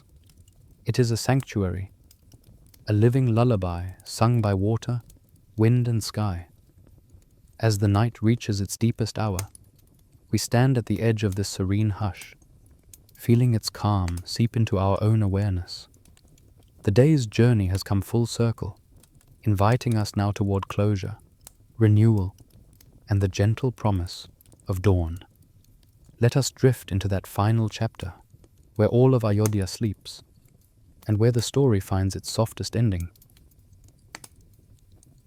If one were to gaze upon Ayodhya from a hill overlooking the valley at this late hour, the city would appear as a soft constellation of earthen hues and faint lights. The Sarayu, a ribbon of silver, curves peacefully around it, cradling the city as tenderly as a mother holds a child. Above, the stars mirror this embrace, their ancient glow settling like a blessing over rooftops and courtyards. Everything is still. Everything breathes in quiet unity. In this suspended moment, Ayodhya becomes more than a geographical place. It unfurls as a symbol, a living echo of devotion, resilience, and harmony that has shaped countless generations. Each quarter of the city, each trade, each family, each stone walkway tells a story that stretches far beyond the hours of a single day. Here, spirituality does not exist apart from daily life. It infuses every gesture, from lighting a lamp to weaving a shawl. Craftsmanship is not merely work, it is a form of reverence. Community is not an obligation, it is the heartbeat of the city. Ayodhya's resilience is etched into its foundations. Over centuries, it has seen empires rise and fall, dynasties shift, and eras transform. Yet the essence of the city endures, its devotion to Dharma, its celebration of art, its reverence for the natural world, its unwavering sense of connectedness. What remains constant is the gentle dignity with which life unfolds here, shaped by rituals both grand and humble. The craftspeople who mold clay at dawn carry forward traditions older than memory. Their hands echo the movements of ancestors, whose fingers once formed the same curves and vessels. The weavers who shuttle thread through looms whisper prayers with every patterned cloth they create. The sculptors who reveal deities from stone do not carve blindly. They listen for the silent pulse within the material. Through them, Ayodhya remembers itself. The city's devotion is not confined to its temples. It dwells in conversations at market stalls, in shared meals, in children's games, in the protective presence of its warriors, in the songs of its bards. Even the simplest acts, grinding grain, tending cattle, sweeping a courtyard, carry a profound sense of purpose. Life here is rhythmic, intentional, and deeply aware of its place within a larger tapestry. As night covers Ayodhya in its soft veil, these rhythms hush but do not disappear.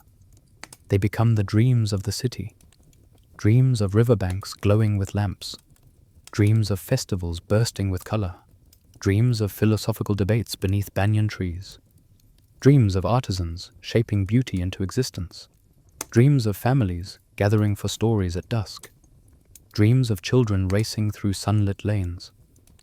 All these memories drift upward, merging into a quiet, timeless current that flows beneath the stars.